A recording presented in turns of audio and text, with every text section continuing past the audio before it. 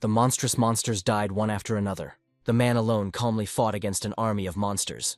The enraged monsters attacked the man again and again. But the magician, surrounded by enemies, continued to fight. The man called upon the forces of nature for help. At that very moment, the battlefield was covered with sharp ice peaks. The human mage stood among the mountains of monster corpses. The remaining monsters looked at their slain brethren in horror. The angry demons asked the little man who he was. The man replied with a grin, "He is an apostle of justice, fighting against the evil that brings the world into chaos. He is Lucas Troman, humanity's strongest master." The monsters couldn't believe that some little human was going to confront them. Lucas smiled. "People like him definitely want to help the whole world. You can consider him a magical volunteer." The demons laughed. A weakling human thinks he can defeat them. Troman raised his hand, and a magic sign appeared above him in gold. The young man chuckled and asked the monsters, "So what?" The mage calmly lowered his hand, directing destruction at his enemies. The battlefield turned into a raging sea of fire and stones. This time, all the remaining monsters were killed. After looking at the result, Lucas said that people are not weaklings, and then the magician heard an unfamiliar voice. He was saying that Lucas Troman was putting on airs. The young man felt an irresistible force pulling him towards itself.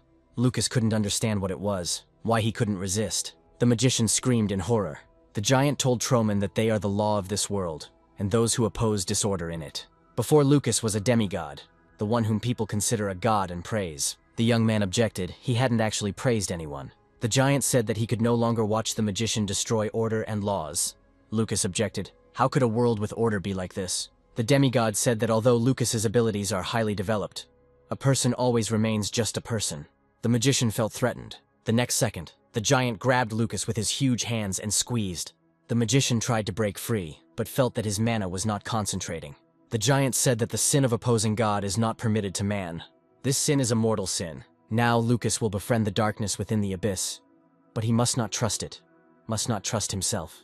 The giant exclaimed. With endless suffering, the magician will regret his existence. This is the punishment for a man who dared to challenge God. Thousands of years have passed. The young man, having received the blow, flew back and hit the wall. The students asked the guy why he was carrying some kopecks with him.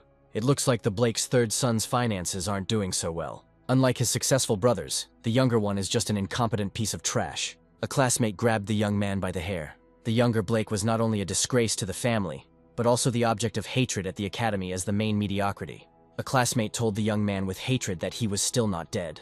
Many in his place would have long since departed for the next world. Tears of pain and humiliation streamed from young Blake's eyes.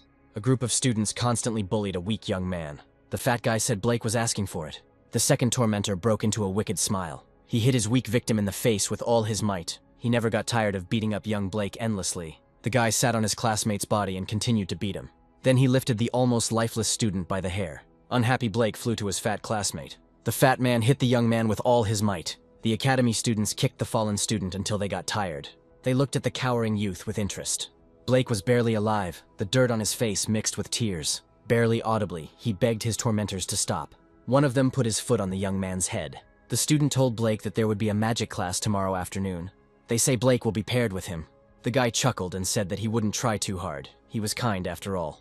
But he will make sure that Blake remembers this day for the rest of his life. Because from tomorrow, he will not be able to walk.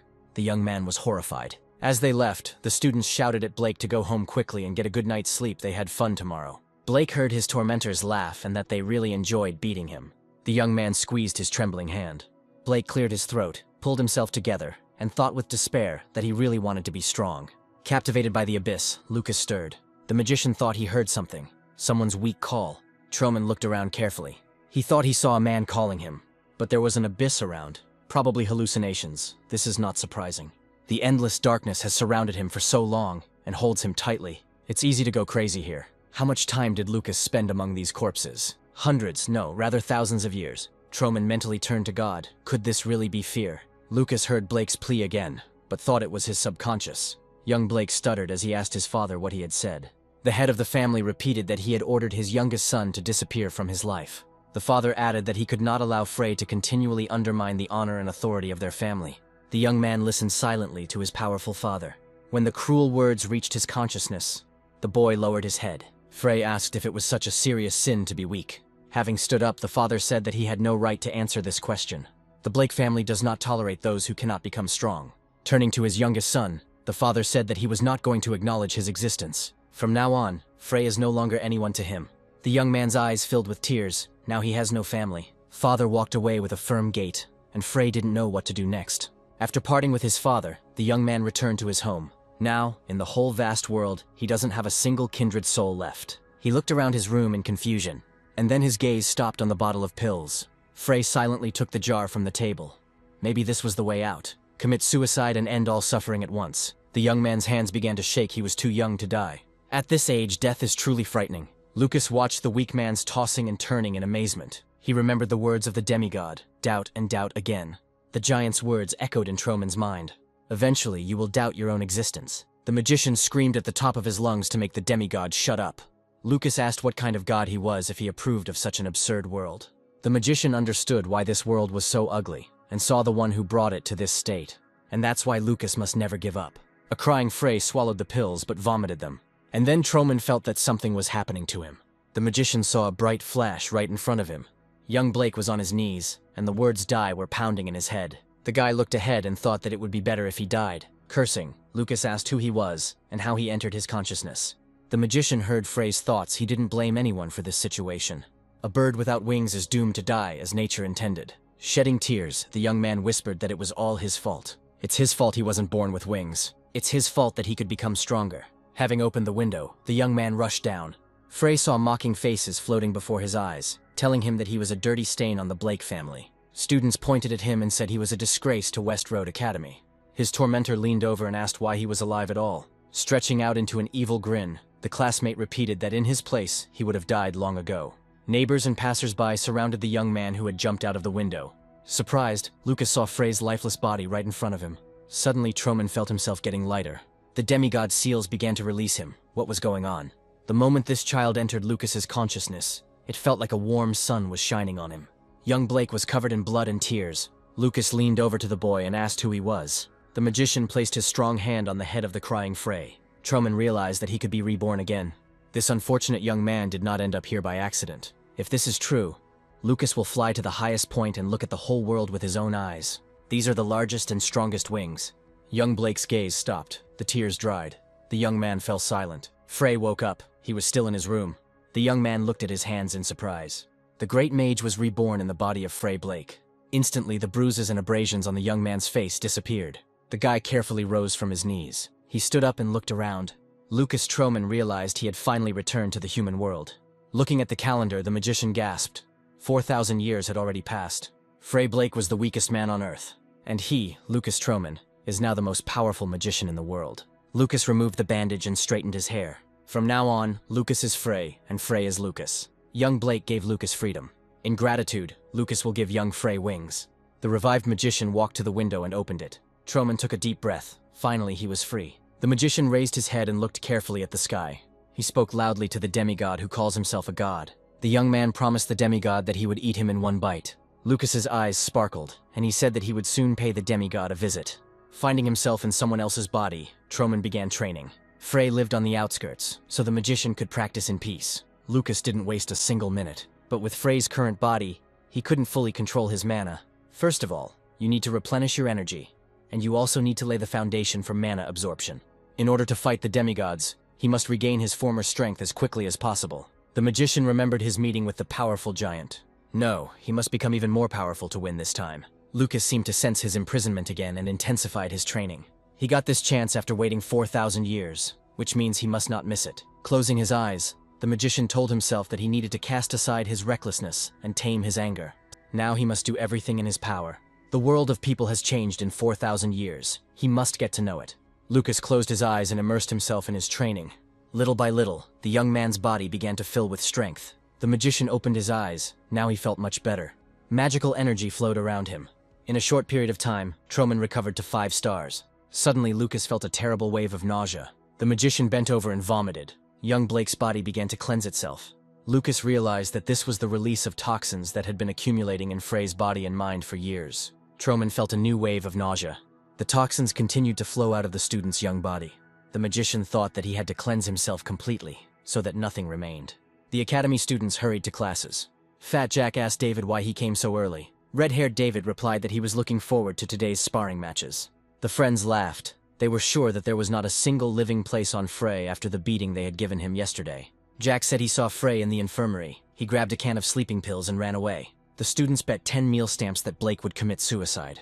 Lucas was vomiting continuously, and the entire area around him was already covered in filth. The magician cursed how much he had already vomited. Looking around, Troman was amazed. There was a huge amount of all kinds of rubbish around. Could all this have come out of Frey's teenage body? Lucas felt sorry for the owner of this body. The young man seemed to have been through a lot, although not as much as Lucas. And then Troman felt that he was simply ravenously hungry. After getting ready, Lucas headed to the cafeteria at West Road Academy. The students looked at Frey Blake in surprise.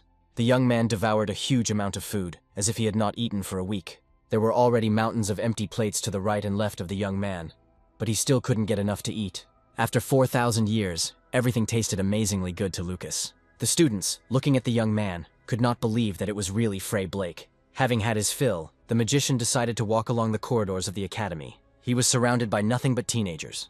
Lucas was puzzled. At his advanced age, he should be messing with them. This must be a joke. But there's nothing that can be done about it, because Frey isn't 4,000 years old. In addition, Lucas must figure out how this world works. Only after this will he be able to fight the hated demigod. Troman walked to the door of the classroom where Frey studied.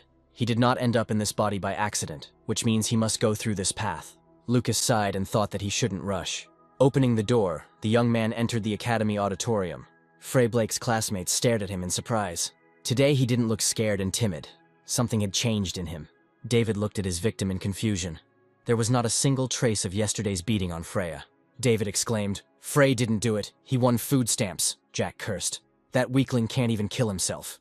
The fat man was spewing curses. This Blake was infuriating him. Lucas walked calmly through the auditorium, watching the boys closely. Suddenly he saw that the red-haired guy had tripped him. It was the red-haired David who constantly beat Frey. He looked angrily at the young man and said that his friend had finally come. Lucas looked at David in surprise. This guy didn't look like a friend. Troman clearly felt that he was facing an enemy. And then Lucas heard someone casually call out to Frey. The fat man grabbed the young man by the head and demanded 10 food coupons. Jack stated that Frey was the reason he lost his coupons. Lucas was surprised. It seemed like the fat man was trying to hit him on the head. This is definitely not a friend. You can meet such freaks in any era. The magician stared at his large classmate Frey. Jack grabbed the boy by the cheek. Lucas felt Frey's body tremble. Truman was indignant inside. How could he tremble because of this idiot? And the fat man loudly demanded that Blake give him his food stamps. Jack swung, intending to hit the young man. But unexpectedly for everyone, Frey gave the fat man back. A stunned Jack flew to the side. David, his mouth open in surprise, watched this scene. His classmates' eyes widened for the first time. Blake fought back against bullies. The pretty red-haired girl looked at Frey with wide eyes. The fat man looked questioningly at the always meek Blake.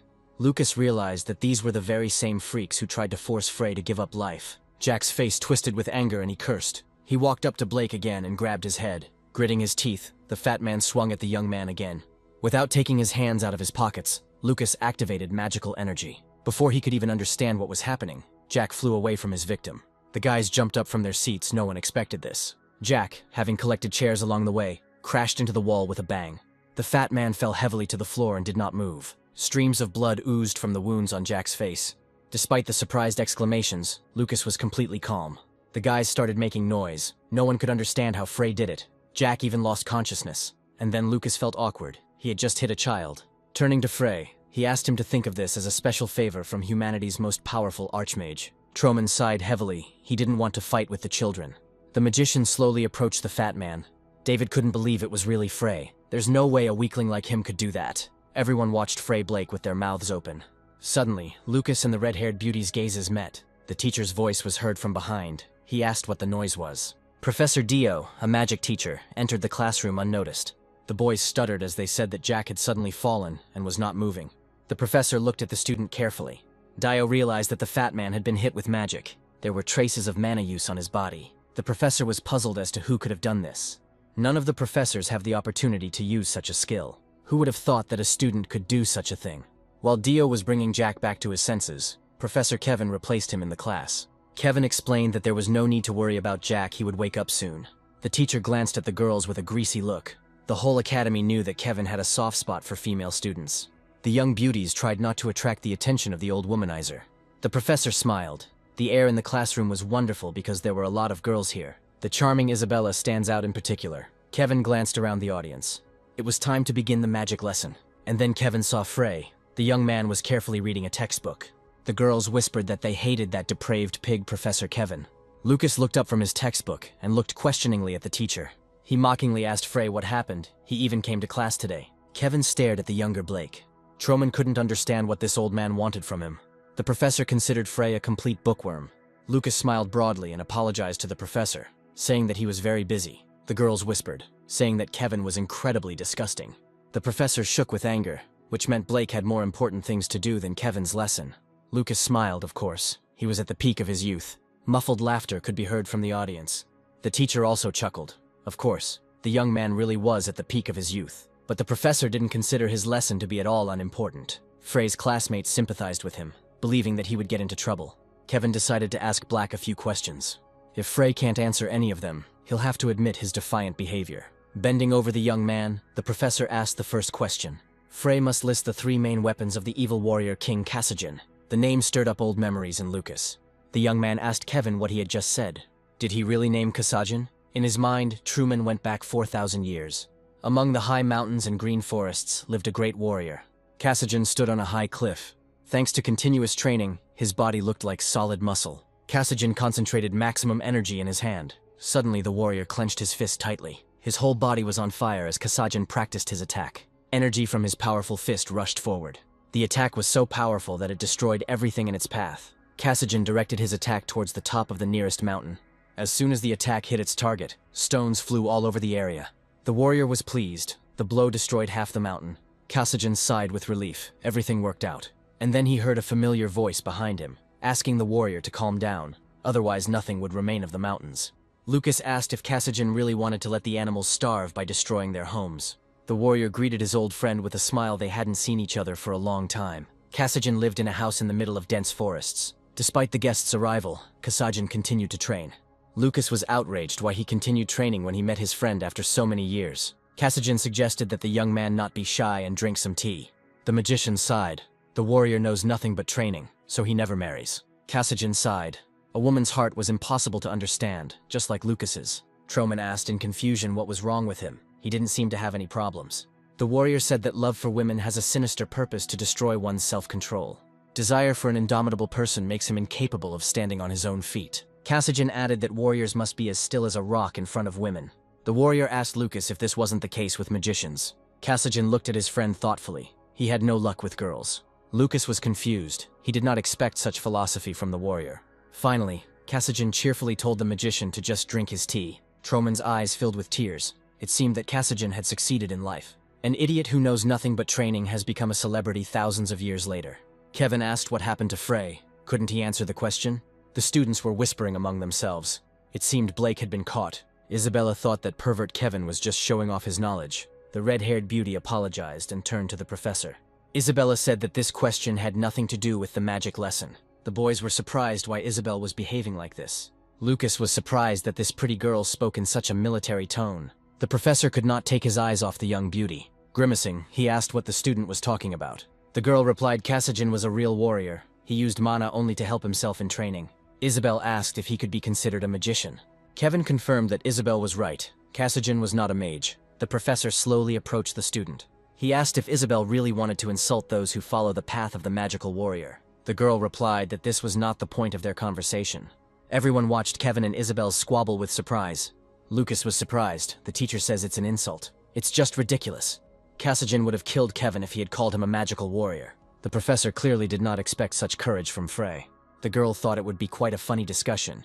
Taking Isabel by the shoulders, Kevin suggested that they continue discussing the matter in his office alone. Throwing the professor's hand off her shoulder, the girl asked why he was behaving like this. Kevin was surprised when he received a rebuff. He thought that Isabel was not like that at all, but she had no manners. Now the professor turned to the girl with a question. He asked to name the 3 chosen weapons of a magical warrior. Lucas replied, King Ho's gloves, Giant's belt, and storm necklace. Kevin turned to Blake, his mouth slightly open in surprise. Lucas said, smiling.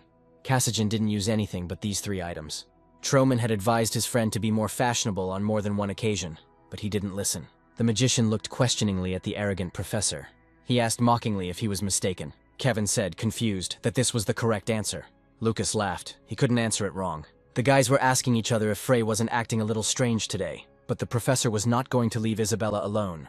He said that the girl doesn't know the rules of behavior in the classroom at all. Kevin grabbed the young beauty by the hand and pulled her towards him. He said that she should come to his office immediately. Isabella looked at the lustful professor with fear. Truman decided to come to the girl's rescue.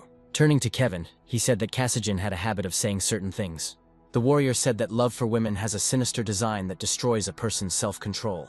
This desire for an indomitable person makes him incapable of standing on his own feet. Lucas added that anyone who fails in these aspects is no better than an animal. The confused professor asked what the meaning of Frey's words was. The young man smiled. Perhaps Kasajin was wrong in these respects. After all, Kevin is still standing on his own 2 feet just fine. The teacher's face twisted with anger. He yelled at Blake, and the students watched in shock to see what would happen next. Gritting his teeth, the professor let go of Isabel's hand. The girl looked at Frey with wide eyes and did not recognize him. Kevin suggested seeing how far Frey's restless personality would take him. The professor reminded that the young man must answer the questions, otherwise he will be held accountable for his behavior. Lucas calmly asked what the next question was. Kevin was sweating profusely as he listened to the student. All of Frey Blake's classmates listened to him with their mouths open. David couldn't believe his ears. Something was definitely wrong with this guy today. Isabella was shocked that Frey knew so much, and Truman answered all the professor's questions without hesitation. Kevin was stunned the young man answered all the questions correctly. But this is impossible. Even the professors of the academy do not know the history of the Age of Light. Is this really the worst student of the academy, Frey Blake? Turning to the professor, the young man said that it was time for lunch. Are there any other questions? This is all fun, of course. But he is hungry. Kevin was shaking. How could the boy know the history of 4,000 years ago in detail? The young man looked at the professor imperturbably. The magic teacher was seething with impotent anger, but suddenly he realized that it might not be the boy Frey in front of him, and Kevin lowered his head in fear. He stuttered that was enough, and Lucas rushed off to lunch. The magic professor, sweating profusely, replayed this strange lesson in his head. Isabel looked at the young man with eyes wide with surprise. The students headed to the cafeteria for lunch. Whistling a song, Lucas also went to get food. Suddenly he heard Isabel's voice behind him, asking if he was going to lunch. Truman looked at the young beauty in silence. A flash of sadness appeared in the magician's eyes. The girl looked questioningly at her strangely changed classmate. Lucas turned away silently and continued on his way to the cafeteria. Isabella wondered if he was ignoring her. She followed Truman stubbornly. The young man, with his hands in his trousers, walked leisurely to lunch, and Isabel also followed him slowly. The magician covered his face with his hand. This was the last thing he needed here. Turning around, he angrily asked why she was following him. Isabel timidly replied that she was going to lunch that way. Lucas didn't understand why she spoke in such a manner. Isabel was embarrassed. It was a family custom. Finally, they reached the student cafeteria. Truman filled the entire table with all kinds of dishes. Isabel was amazed that he could really handle everything alone. Wishing the girl a pleasant appetite, the magician remarked that if she fasted for 4,000 years, she would worship every meal. Isabel didn't understand what this strange young man was talking about. Embarrassed, the girl said that she could not find a more suitable place to sit. She asked the young man how he knew the history of the Age of Light, and he asked what it was about. It began 4,000 years ago, and it is called that because the greatest magicians in history lived then. Lucas listened attentively with his mouth full. The magician told himself that he just needed to take a breath. Isabel said that magical development had only deteriorated since then. Truman realized that this was most likely the work of demigods. The girl continued her story about people who became luminaries of magic. These were the great warrior Kasajin, the sage Shuhei Weisman. Among them was the black witch Iris Fizban, and finally the strongest magician, Isabel's idol, Lucas Truman. The girl said with a sigh, he was truly a great man. If he were alive, Isabel would have asked him to marry her. Lucas laughed loudly, and the girl asked in surprise why he was laughing. The magician noted cheerfully that the milk had not yet dried on her lips, and she was already getting married. Laughing, Lucas thanked the girl and replied that he was not interested in children. Isabel was indignant, calling Frey rude. The students were confused as to when Isabel had been having lunch with Frey. One of the boys said he saw her following him. But this girl has always been very self-confident and the best. Even David was rejected by her on several occasions. At that moment, Frey Blake's constant tormentor entered the room. David was surprised to see Isabel and Frey sitting together. The interlocutors were arguing heatedly about something. David frowned. This boy was driving him crazy today. Isabel reminded the young man of the last question the professor had asked. Lucas looked at the girl questioningly with his mouth full. She clarified that the question was about the 3 areas of research of the sage Shuhei. The young man named assimilation, evolution, and conflictology. But until now, Isabel only knew about the first 2 directions. Truman couldn't understand what she wanted from him. The girl asked to tell her about the latest research. Lucas asked what her current level of development was. Isabel replied that she was a 3-star level. The magician noted that at her age, 3 stars was quite good. The beauty was surprised. Frey speaks like a man who has lived a long life. Lucas, grinning, confirmed, disgustingly long. Isabel's face lengthened, but weren't they the same age? The magician answered mysteriously, maybe yes, maybe no. The girl was surprised at what he was talking about meanwhile. The magician's plates were empty. Leaning back, Lucas exhaled. He was full. Having collected the plates, the magician told the girl that she was eating too slowly. Isabel persistently asked for an explanation of the essence of studying conflictology.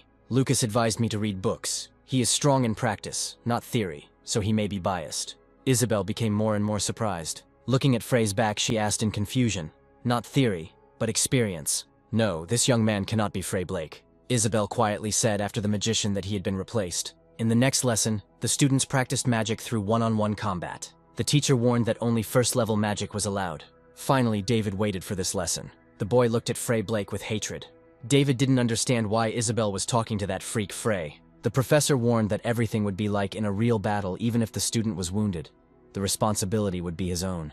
Lucas watched the professor with interest. Isabel asked if he was Professor Jae-in. The magician whispered that Jae-in was beautiful. The girl jumped up. Frey is probably out of his mind. He is saying such obscene things about a teacher who is over 40 years old. Troman smiled and said that she was simply beautiful. He remarked that Isabel should learn from her. This is what is called perfect feminine beauty. The girl decided that Freya was attracted to older women. The first fight was announced Cadet David against Cadet Frey. Lucas looked calmly at the boy. He was no match for him. David was eager to get rid of the hated Blake. The opponents slowly moved towards each other. David asked with a grin how Frey was feeling. He thought he would die before this fight even happened. Yesterday, David was so eager that he couldn't even sleep. But Truman was least interested in the boy. The magician confidently approached Professor Jae-in. The whole group gasped in confusion at what this Blake was doing today. Hugging the professor, Lucas whispered that he had woken up from sleep to meet her. The magician smiled and told Jae-in that he was still very young at heart. Isabel didn't understand what her classmate was saying. Lucas whispered to himself if the professor would like to share a meal with him that night. Jae-in commandingly told the student to return to his seat. The magician offered that if he won the fight, Jae-in would treat him to dinner. The whole group laughed. Frey will win the fight. It's just hilarious. How weak Blake can win a 3-star David. Unexpectedly, Professor Jae-in agreed to the magician's condition. Lucas smiled. She promised. Ji-in's legs gave way. She didn't understand what was wrong with her. The warrior looked after the strange student with a sigh. Turning slightly, the magician quietly asked what she was doing, that she needed to come to her senses. It's not right for Jae-in's heart to flutter for such a young guy. David asked Frey with a grin if he was crazy. The classmate laughed. He didn't know that Blake liked that kind of thing. David asked if the guy asked Jae-in to cancel this fight. Lucas asked in surprise why the fight was canceled. The guy frowned. Frey's confidence infuriated him. David asked. It seemed Blake didn't understand the situation he was in. The guy hissed. First he would rip out Frey's vocal cords. Then David promised to crush all the limbs. It would be fun. The tormentor promised Blake that this would be the last day he would walk on his own 2 feet. The magician looked calmly at the arrogant boy. He replied that with the magic of the 1st star, he would not be able to cause such damage. David laughed. Frey will see everything. Jae-in announced the start of the fight. The opponents stood opposite each other. David used the Stone Rage skill with a smile. At that very moment, stones began to rise from the surface of the battlefield. The rocks formed into huge, sharp, deadly peaks. The guys were shocked. David uses Stone Fury in battle. But for the guy's friends, this didn't seem to come as a surprise. A frightened Isabel rushed towards the professor. The girl asked if Jae-in hadn't said that only 1st-level magic could be used, but the teacher replied that David was not breaking the rules. Isabel was shocked. Isn't this a violation? David told the enemy that this technique is passed down only within their family. Although it is powerful, even a 1st-level mage can use it if the conditions are met. Lucas was surprised that David was using the symbol of family to mock a person. The pleased boy asked Frey if he was scared. Troman smiled and replied, not really. A magic rocket lit up in the young man's hand. The students watched the fight with their mouths open. Isabel couldn't believe Blake was acting so confident. Looking at the ball, Lucas chuckled.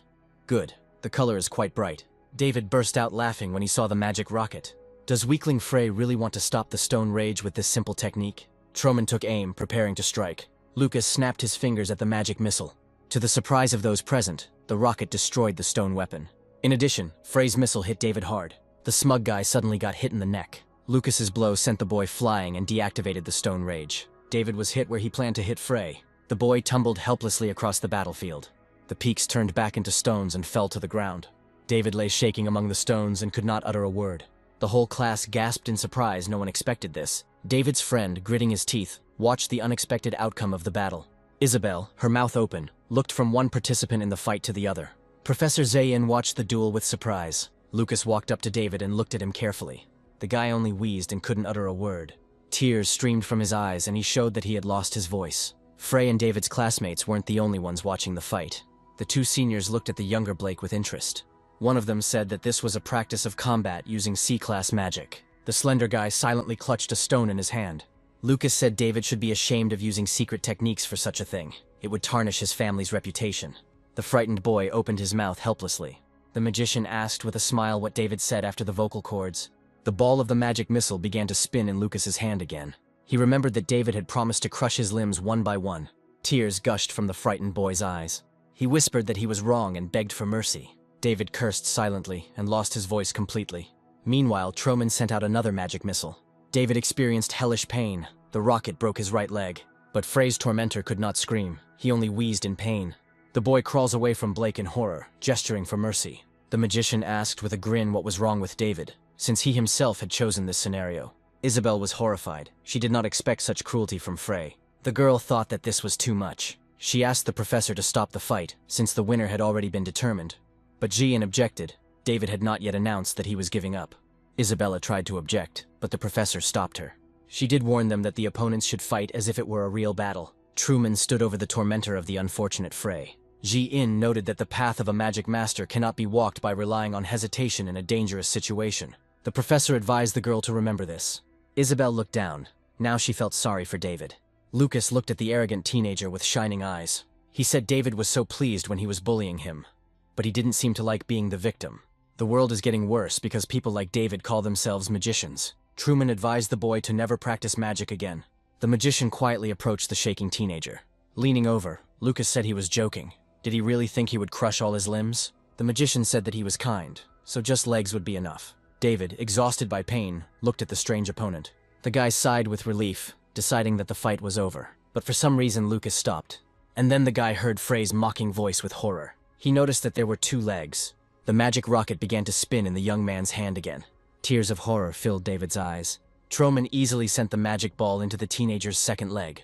David stared at the approaching blow. A bright rocket hovered above the student magicians.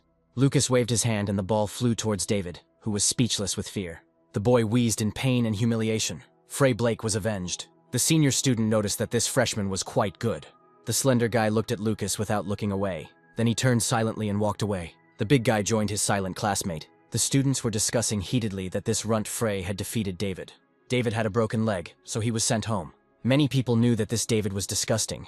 But without him, the atmosphere at the academy became more pleasant. No one understood how the younger Blake could win the fight. Someone suggested that the young man made a deal with the devil. A large senior stopped Lucas and asked if he was Frey Blake. The magician asked the guy who he was. He introduced himself. His name is Duman Milost. He is a fourth-year student. The young man smiled, because in front of him was the elder, the Sunbai. Lucas tried to figure out what this big guy wanted from him. Duman, closing his eyes, tried to influence the young man. Finally, he invited Frey to join the Truman Brotherhood. Lucas was stunned. The Brotherhood was named after him. Milo, this is a group of strong students representing West Road Academy. Duman smiled. Only a select few can join the Brotherhood. The boy showed a runic ring confirming his membership in the Brotherhood. These rings were made by Master Proteus from real gold. Duman said that with this ring, the young man would not have to worry about food. Milost said that this is not all. The main thing is who leads the Brotherhood. Lucas said he refused and walked away. The thug couldn't believe his ears. This young man was out of his mind. A calm, commanding voice stopped Duman. Milost obediently fell silent, and Lucas glanced sideways at the speaker with interest. Next to Duman stood a certain Pierre June. The brute bowed obsequiously to the slender youth. Troman looked at June with interest. There was a sense of power in this young magician. Pierre said that he was the head of the Truman Brotherhood, and asked if this was the first time they had seen Frey. June apologized for Troman, and also invited the young man into the fraternity. Pierre looked at the first-year student very attentively and calmly. Lucas was very interested in this young magician. Truman sensed the young man's serious potential. Although he is young, he already has a good level. But Lucas waved his hand and casually replied that he did not want to join any fraternity. Duman clenched his fists and growled that this boy was insolent. How dare he refuse, but Jun stopped him with a gesture. Pierre looked calmly at his hot-tempered comrade.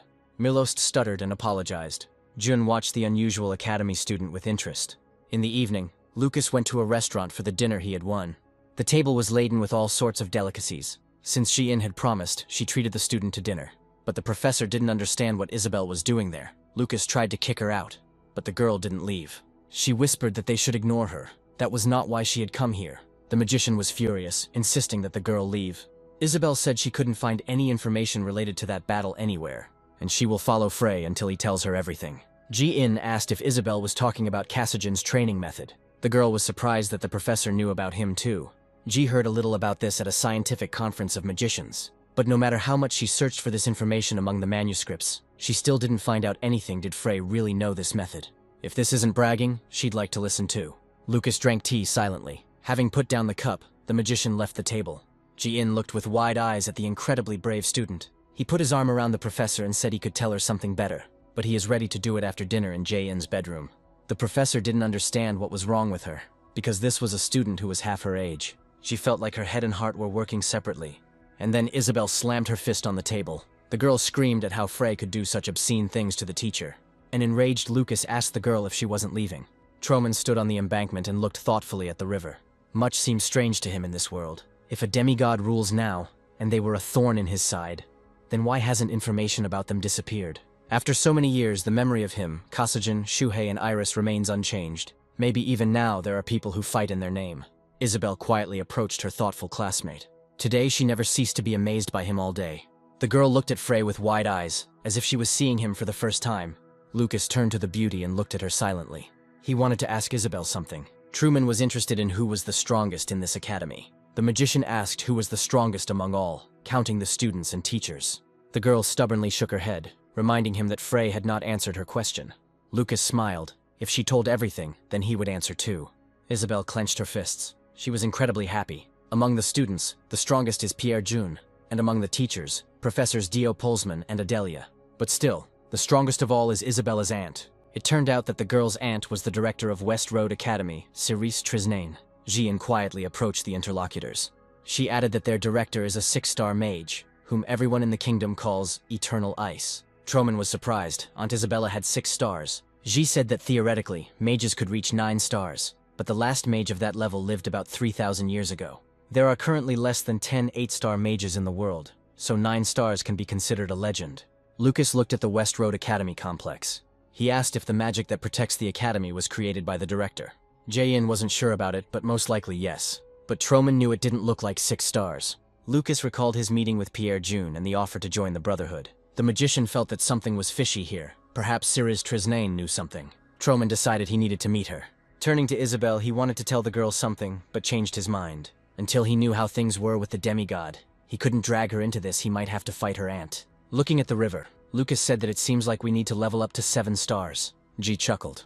This would take at least 10 years, maybe even 20. Troman countered that if you try hard enough, you can finish it during the holidays. The professor laughed, saying that there was no harm in dreaming. Lucas looked at Jae-in passionately. The professor opened her mouth in surprise. This boy embarrassed her. Hugging the woman, the magician said that he not only had big dreams, but also great love. Isabel coughed loudly and said that they had better be careful. She can tell her aunt what the student is doing here with the teacher. Lucas's face fell and he turned away in displeasure. Sighing, the magician said that this is why he doesn't like the little ones. Ji-in said that she had the same thing. Isabel was furious. She asked the professor what she meant. Ji answered evasively, nothing. Troman returned to contemplating the water. He shouldn't rush. He should do what he can do right now. The magician was deep in thought, looking at the starry sky. Yes, this is perhaps the most correct path. 2 weeks later, David returned to the academy on crutches. He screamed, how dare this bastard Frey run into him. The guy screamed that he would kill Blake because he couldn't lose to such an idiot. David burst into his classroom with angry cries. Seeing Frey, the guy asked him if he really thought he could get away with it. David growled. He would make Frey regret being born. The guy threatened to call all the guys, and today would be the end of Blake. Lucas, without looking up from his book, sent a magic missile at the screamer. Having lost his crutches, David fell to the floor. Classmates looked at the fallen guy with fear. David looked around in confusion, not daring to get up. To raise his sunken nose, David returned home again. Professor Kevin, upon hearing this, could not believe what had happened. Troman grumbled irritably at this trifle. These kids must have at least some level. This is the elite West Road Academy. To get used to using mana in Frey's body, Lucas needs to fight more. And then the magician heard someone call out to him rather rudely. A senior student invited Frey Blake to come outside and talk. The big guy asked the young man if he was good at magic. Lucas's companion led him to a barn full of students. The senior student didn't understand. Didn't Frey know him? He was Alex Dreamed. He is Blake's highly respected senior. Alex said that people like Frey drive him crazy. And what did he do to his brother David, whom he, Alex, cares about very much? Spewing curses, Alex asked how Frey was going to answer for this. Lucas chuckled and asked his brother David if he was scaring him now. Alex roared, "How dare Frey speak to his sunbae informally?" Troman shuddered, "Oh, these little ones." The elder asked if the boy really thought he was all-powerful after defeating David. Listening to Alex's boasting, the Archmage yawned demonstratively. David's brother said that Frey's funeral would be today. Lucas asked Alex if he brought a freshman into this crowd and was now bragging to him. The senior student replied sheepishly that the others were just watching. Alex said he didn't need a crowd to deal with such an idiot. But Lucas didn't let the guy finish, sending him a magic missile. The seniors tried to protect Alex. Several of Drimid's friends, like himself, received magical blows. The seniors clenched their teeth in anger at how this boy dared to attack them. They looked at the unconscious Alex in confusion. "How dare Frey hit him? You can't attack when someone is talking or transforming." Troman replied that he found it funny what he was doing here with little kids like them. Hearing that they were brats, the boys called Frey a bastard and advised him not to talk nonsense. One of the boys said he was the eldest son of the Gillid family, Golcarex. The other student turned out to be the second son of the Pinalac family, Frix. Lucas replied that he was a magic missile. With these words, the magician sent attacking balls in different directions. The enraged senior students tried to catch the young man, but he regularly attacked the guys approaching him. Lucas repeated over and over again that he was a magic missile. Soon, all the attackers were unconscious. The magician sat down and looked around at the beaten little ones. Truman sighed. They were weaklings. At this rate, he would sink to their level too. The next day, Lucas came to class as always. Dozing on his desk, he whispered in his sleep that he was surrounded by weaklings and brats. Isabel loudly asked the young man what he had been doing all this time. Raising his head, the magician sighed with relief, recognizing the girl. Isabel explained that because of his frequent use of the magic missile, the students nicknamed Frey the Death Missile. The magician blushed. The girl embarrassed him. "Well, what can you do? He has no chance of using anything more powerful." Isabel looked with wide eyes at this amazing man. He is so young, but so strong, and knows so much. The girl suddenly thought how cute Frey Blake was. Suddenly, Lucas asked Isabel why she came. The student replied that she did everything as he told her. By mixing troll blood with magical water, she got a simply incredible result. The sleepy mage said that half troll blood would be even better. Their energies were mixed in a special way. Isabel reiterated that the result was simply incredible. The girl did not leave, looking expectantly at Frey. Finally, she asked what the young man would teach her this time. Lucas raised his head and looked questioningly at Isabel. The red-haired beauty looked trustingly at her classmate. The magician was surprised since when he started teaching her. Although she is quite capable, if she is trained well, she can even reach 8 stars. After some thought, Troman told Isabel that this time he would tell her something interesting. The girl waited with bated breath. Lucas said that this time he would tell her about the battle. The magician added that he would go to train during the holidays. If she followed him, she would be able to see for herself the battle she so longed to know about. But this is a dangerous journey that could cost the girl her life. Isabel quickly replied that she would go with Frey. There was so much fire in her eyes that Lucas felt embarrassed. The girl persistently asked Blake to take her with him to his training. On the appointed day, Isabella was ready to go with Frey. Surprised, Lucas asked the girl what kind of backpack she had. Was she going on a hike or something? The student replied that girls need a lot of things. Isabella asked Frey where they were going to go. Troman scratched his hair thoughtfully. He said that they were going to go to the Mountains of Testing. Isabel was confused. This place was so dangerous that it was called a paradise for monsters. The magician asked the girl if she knew how to get there, and she replied that Frey was constantly trying to catch her off guard. Isabel took a map of the kingdom out of her backpack. Even if they teleported from Hispaniola, it would take about a quarter of a day, and they would encounter terrible monsters along the way. Lucas asked if she was scared, but the girl advised him not to underestimate her. She had no hope that the journey with Frey would be calm and safe. The magician asked what teleportation was. Isabel was surprised that Blake didn't know. "This is what you can use to travel long distances," Lucas said thoughtfully. "The world has become a better place after all. This was not the case 4,000 years ago. The magic is the same, but the industry has developed greatly. Perhaps there is a reason why the students are so weak, but teleportation is a really good idea." Isabel said that the downside of teleportation is the high cost. The magician was surprised that it was a paid service and asked how much it cost. The girl guessed that they would need about 10 gold coins. Lucas stopped and began rummaging through his backpack. Frey, although an aristocrat, had only 1 gold coin in reserve. But Isabel is also an aristocrat. She must have a lot of money. The girl asked Blake what was wrong with him. He wasn't feeling well. Approaching his classmate, the magician asked Isabel with a smile how much money she had with her. She calmly replied that she didn't take the money.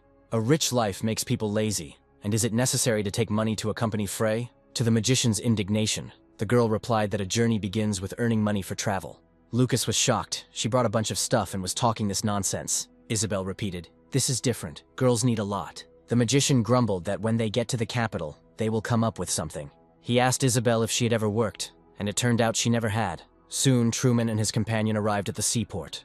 Having looked around, the girl headed towards the pier. Right in front of the students stood a huge, beautiful ship. Isabel said they needed to get on board. Lucas asked if it was free. The girl confirmed. It was free for the academy students. The magician immediately understood why there were so many students here. Truman was delighted. The food here must be very tasty. As soon as he says the word meat, his mouth fills with saliva. How he adores their academy. But when it was Lucas and his companion's turn, the steward announced that there were no more seats. The next ship will arrive at the port only in 4 days. Lucas was in a trance. How could this be? The steward said that if the boys were satisfied, they could go to Cortesio. The students looked at the small sailboat with disappointment. The ship is, of course, normal, but it doesn't compare to what's nearby. The steward reassured them that they would be there in 5 days, and of course, it would all be free. The magician thanked him for his help, confused. In a seaside tavern, pirates were preparing for an attack. One of the robbers told the captain that they were ready. The captain nodded approvingly. They would go on the job tonight. The one-eyed pirate laughed. The captain asked why the bandit had gouged out his eye. He replied that being one-eyed was a symbol of piracy. And do they have any normal people left in the bloody robbers? The captain said their target was a ship sailing to Xiaotenbul. They will attack when the sailboat sails past the Oskal Islands. One-eyed laughed again. Today they would really profit. The pirate captain said that the ship was filled with children from rich families. The bandit reminded that the ship was called Cortesco. The captain introduced himself. His name was Mac Martins, and welcomed the passengers aboard the ship. Isabel asked the captain to take care of them. The girl asked why there were so few passengers on such a beautiful ship. The captain explained that they were sailing near the Oskal Islands, and there was a risk of encountering pirates. Isabel was scared. There were pirates there, but Martins calmed her down. They are guarded by 2 warships, each of which carries a 4-star mage. They all trained in the magic tower of battle mastery. Mac was sure that no matter what the pirates did, it would not affect them in any way. The captain had implicit faith in the skill of military masters. Moreover, they had already encountered pirates several times. Lucas yawned. Since they were masters, it really was reliable. The captain smiled. If the pirates had any sense, they wouldn't mess with the Empire's warships. And then Martins opened his mouth in surprise. Isabel looked at the sea with fear. The sailors stuttered and shouted that they were being attacked by pirates. Indeed, a pirate ship appeared ahead of us. The girl whispered that they were in big trouble. But where are the warships that guarded them?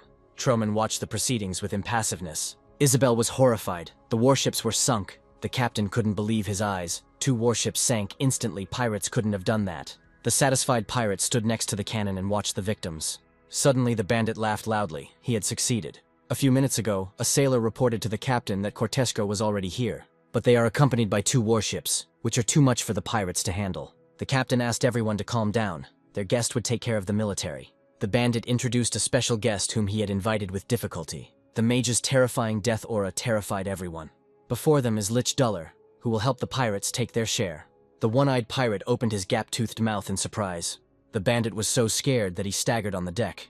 The captain shamed him, saying that he was behaving like a child. The pirate had heard of the Lich, but he looked terrible, like he was in a nightmare. The captain threatened the one-eyed man that if he didn't shut up, he would tear out his other eye. The frightened bandit said that the captain had opened a new page in the history of pirates. Meanwhile, Duller began to act. The eye sockets of his skull lit up as he cast a spell. Lich Duller called upon the ice spear technique to help him. Huge ice floes were supposed to fall on the ships. The war mages saw ice spears flying towards them. The captain of the warship cursed and asked what it was. The warship's master put up a defense. The second master also tried to protect the ship, but in vain. Ice spears flew inexorably towards the ships. One of the ship's defenders concentrated maximum force to repel the attack, but the ice spears still pierced the master's magical dome. The ice floes were already circling around the sorceress, but she continued to hold up the dome. The master saw with horror that the spear was flying straight at her. The next second, both warships were blown to pieces. The pirate captain laughed and shouted to the boys that it was time to go earn some money. With shouts and jeers, the bandits rushed into the attack. The bandit admired the work of Master Duller, and he instantly destroyed the warships. Lich replied that this was strange. The pirate broke out in a sweat. His assistant was terribly scary. Duller said there were 3 of them. He accurately summoned 3 ice spears, but for some reason the third ship remained unharmed. The pirate bowed and reminded the master that he had warned him not to touch this ship. The pirates intended to use these people as hostages. Hiccuping, the bandit apologized again to his terrible ally. This little skull is so disgusting. Leech said he wanted to block the ship, but the blow was weak and could not sink the vessel. The worried pirate asked what the master meant. Duller replied, "There is something on this ship." Captain Mac tried to calm the students rushing about on the deck. A mysterious man in a hood sat apart from everyone else. The man sighed heavily. Lucas looked around carefully. Isabel said in a trembling voice, "The warships were destroyed." Troman turned to his frightened companion. He advised her to calm down. They were just pirates. But the magician was most worried about something completely different. There were definitely 3 ice spears there, but whatever was supposed to fall on them disappeared along the way. The girl asked Frey if he had done it, and the magician answered negatively. Lucas remembered the recent feeling. He felt the wave of mana, but he couldn't stop it. He was no different from Frey. It seems the mage is still haunted by the memories of being trapped in the abyss for thousands of years. Lucas felt fear creeping up on him and his hands began to shake. He ordered himself to calm down. This enemy was similar, but he was not a demigod. Clenching his hand into a fist, the mage realized that this was undead mana. Isabel asked in confusion, if it wasn't Frey, then who stopped the spear? Lucas's gaze fell on the mysterious stranger. Approaching him, the magician said that they should get acquainted, since it was he who protected the ship. At this moment, the pirates went to board. The students panicked when they heard the impact with the side of the ship. Pirate boarding hooks were stuck into the sailboat's hull. Landing ladders were immediately erected between the ships. The pirates went on the offensive. The bandits mercilessly killed the sailors. Isabel whispered, "These are really pirates." The girl was scared. The pirate captain stepped onto the deck of the captured ship. Most of Cortesho's crew was killed. The one-eyed robber laughed. They had succeeded. There are about 40 people left alive. If everything works out, the pirates will be able to play and eat forever. The pirate captain broke into a satisfied smile. He asked the rich students how they were doing, and their friends, the treacherous robbers, came to visit them. Captain Mac Martins asked if the pirates knew what kind of ship it was. The pirate laughed. It was a treasure ship filled with the descendants of ancient houses. The bandits burst into laughter. One of the students exclaimed, "How dare these dirty pirates?" The captain looked closely at the daredevil. One of the academy's senior students stood in front of him. The guy clenched his fist and shouted, "These students will become excellent magicians in the future." So the pirates chose the wrong ship to hunt. Martins tried to stop his brave passenger, but the young man had already begun to cast a spell. At that moment, a blade flew towards the magician. Mac Martins felt steel whistle past him. The student flew back towards the wooden boxes, the dagger embedded in the boards a millimeter from his neck. The main pirate asked the boy, "It seems he hasn't fully grasped the situation. No one will give him time to get going." The student's courage evaporated and he began to shake with fear. The guy glanced sideways in horror at the knife stuck next to him. The frightened teenagers scattered in all directions, screaming. Lucas felt someone slightly deflect the trajectory of the knife flying towards his neck. It was the same guy who prevented the attack. Approaching the student, the mysterious magician said that this opponent was beyond his capabilities. He told the guy to sit still and keep his head down. The one-eyed man asked the captain if he couldn't hit the only target. The angry bandit said that this time he would show how it should be done. Seeing the frightened teenager, the pirate said, "This bespectacled guy will do just fine." The blades launched by the pirate captain pinned the young man to the side of the ship. The student wet his pants out of fear. The bandit laughed, and it seemed like the brat wet himself. The pirate ordered to wash this boy clean. At the captain's command, one of the thugs grabbed the boy. The mysterious hooded guy screamed no in desperation. But it was too late. The pirate threw the teenager overboard. The unfortunate young man begged to be saved. The current carried the student further and further out to sea. Soon the screams died down, and the academy students sank to the bottom. The boys were horrified. A boy from the 2nd grade had just been brutally murdered. The pirate captain looked at the youth with a bored expression. The young magicians decided to attack the pirate spawn again. The bandit blew on his finger and said that it was too noisy here. Academy students attacked sea pirates. Several bandits flinched and fell to the deck. But the pirate captain miraculously avoided the magical attack. A magical shield circled around the pirate leader. The guys were puzzled as to how this was possible, since he was an ordinary person. The sea robber smiled smugly. He was protected by the Lich. The aura of Lich Duller penetrated the captured ship. The undead magic instantly knocked the students of West Road Academy off their feet. Soon everyone on the ship saw a clot of terrible death magic. Among the lilac flashes, the skull's red eyes lit up and Master Duller himself appeared. The young magician stuttered and whispered that this could not be. On the deck stood the eerie figure of the Lich himself. This master was a celebrity in the world of magic. Almost everyone knew about him. Isabel asked in confusion if this was really the Lich. Lucas looked closely at the enemy who had appeared. Captain Martins asked the pirates if they had made a contract with the undead. Apparently the bandits have gone mad. The undead have no dealings with the living, but only use them. The pirate leader replied that they were only interested in money. Mac called the pirate a madman. Troman gently pushed Isabel away from him, saying that the hottie was too close. And then the magician saw that the girl was terribly frightened. She pressed herself against his hand and shook with fear. The girl whispered that these weren't just pirates in front of them. Weren't they all in a dangerous situation? Duller's minimum level was 5 stars, so 4-star battle mages couldn't stand against him. The Lich stepped forward and loudly said, "Come out." Everyone looked at the undead in confusion, not understanding what he was talking about. The magician said that the one who managed to stop his magic was here, and demanded that this person come out. Lich knew for sure that this man was here. The undead's eyes flashed. He wanted to see the enemy. Raising his hand, the dark mage prepared to attack. At the same moment, numerous ice spears appeared above the ship of envy. The Lich said that if the mage continues to hide, he will kill everyone right now. The students looked in horror, first at the peaks, then at the Lich. Mac Martin sighed in confusion. The old sea dog didn't know what to do. Dozens of ice peaks were approaching the small sailboat. The pirate captain turned timidly to Duller, killing everyone was not part of his plans. The undead glared at the pirate, who immediately stopped short. Scratching his shaved head, the robber thought, the Lich is really disgusting and scary. And then everyone heard someone walking towards Lich on the deck. It was that mysterious man in the hood. Duller asked the stranger if it was he who stopped his magic. The young man calmly replied that it was him. The undead demanded that the man state his name. The guy slowly removed the hood that hid him from his head. The academy students' mouths dropped open in surprise. Amazed, Isabel also looked at the daredevil with surprise. Lucas said quietly, "This is the same guy from the academy." The young man calmly said that his name was Pierre June. Isabella asked in surprise if it was Pierre June. Lucas asked if she knew him. He is known to everyone at the academy. He leads a prestigious club and is the scion of the very influential June family. Pierre has excellent grades, and he and Isabel are constantly competing for leadership. Lucas asked his companion if she was bragging or something. The girl said that she and Pierre had almost the same grades, but he was on a completely different level. The students began to make a joyful noise. Mr. June was here. Everyone was confident that they would now be saved. Isabel said Pierre possessed magic that was beyond her understanding. Troman said briefly, "June can't handle Lich." Lucas saw that the brave young man was barely standing on his feet. The Archmage looked at Dullard, who towered over Pierre. The Lich's level was definitely higher than 5. June seemed to understand this, and toned down his arrogance. His strength would have been barely enough for the 5th, but no more. The fact that he managed to reflect magic of a higher level than him and not die is a true miracle. Isabel asked if Frey had a higher level of magic than the Lich. Lucas shook his head.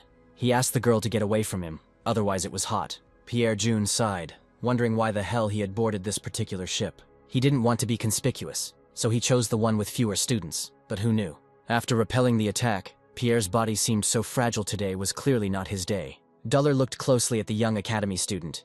Pierre understood that he was not Lich's opponent, no matter how you look at it. Responding to Jun's thoughts, Lich said that today was his day. The undead hoped to find excellent material with Pierre's help. The young man understood what this monster was talking about, and he began to sweat in horror. The Lich's eyes sparkled. It was not for nothing that he agreed to help the bandits. Pierre June frowned. He needed to think of something urgently. June asked the captain what the purpose of all this was. The bandit broke into a satisfied smile and replied, "Nothing special. The beautiful youth must pass this test, so let everyone sit quietly and calmly. In this case, the captain guarantees that he will deliver everyone to the port of Cows as quickly as possible." The pirates laughed approvingly. The leader added that, of course, this would happen if the guys were paid well. Lucas sighed. In the end, it all comes down to money. Pierre, with his head down, listened to the pirate captain. Unexpectedly, June said that he had a proposal for the captain. He offered the pirates to take only him. With the money from the June family, the capital will be able to buy 2 such ships, but only if the rest are released. The bandit grinned. The immortal Duller was on his side, which meant they could get money for everyone. Pierre smiled strangely. The pirate leader was, of course, right. June is no match for the Lich they hired and will most likely die. Magic lit up the young man's eyes. He said that he could drag the pirates to his grave with him. The captain of the sea robbers looked at the boy with apprehension. Lucas, he liked this guy more and more. Young people are so reckless after all. Troman said this country has a great future. In response to Pierre's words, Leech laughed loudly. With the boy's mana level, this is nothing more than bragging. June saw with horror that Duller was attacking him.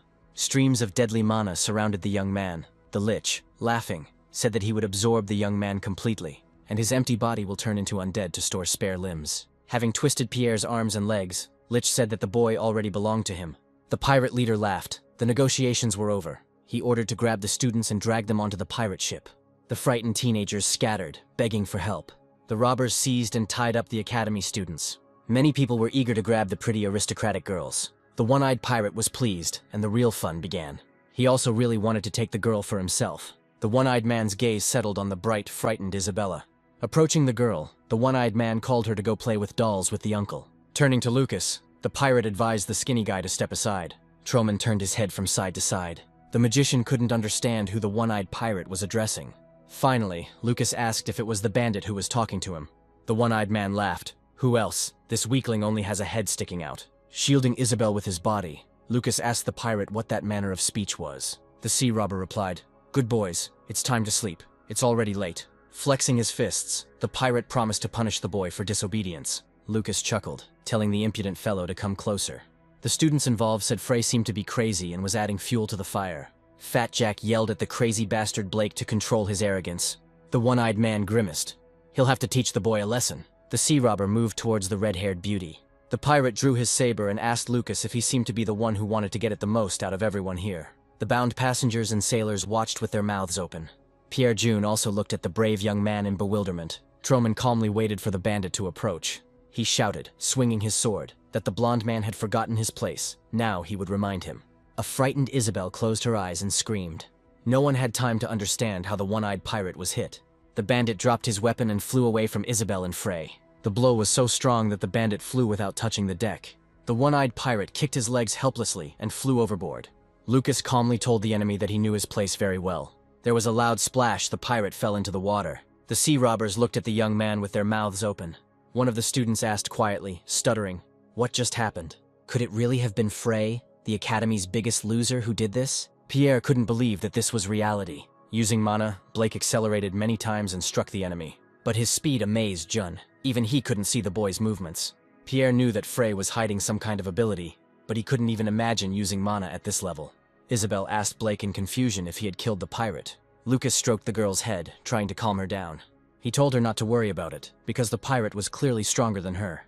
The magician smiled. He simply got rid of the inequality. Isabella looked at her strange companion in surprise. Lucas stood in the middle of the deck and prepared for the pirate's attack. He understood that the bandits would certainly want revenge. The tall pirate sighed and asked what to do with this show-off now.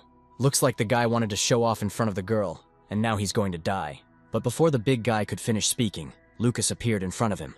The pirate couldn't understand how the boy ended up there. The Lich watched the unusual young man with curiosity. Before anyone could react, the pirate's entrails flew into the air. The sea robber howled in mortal pain. Troman said that they would be better off accepting Pierre's proposal.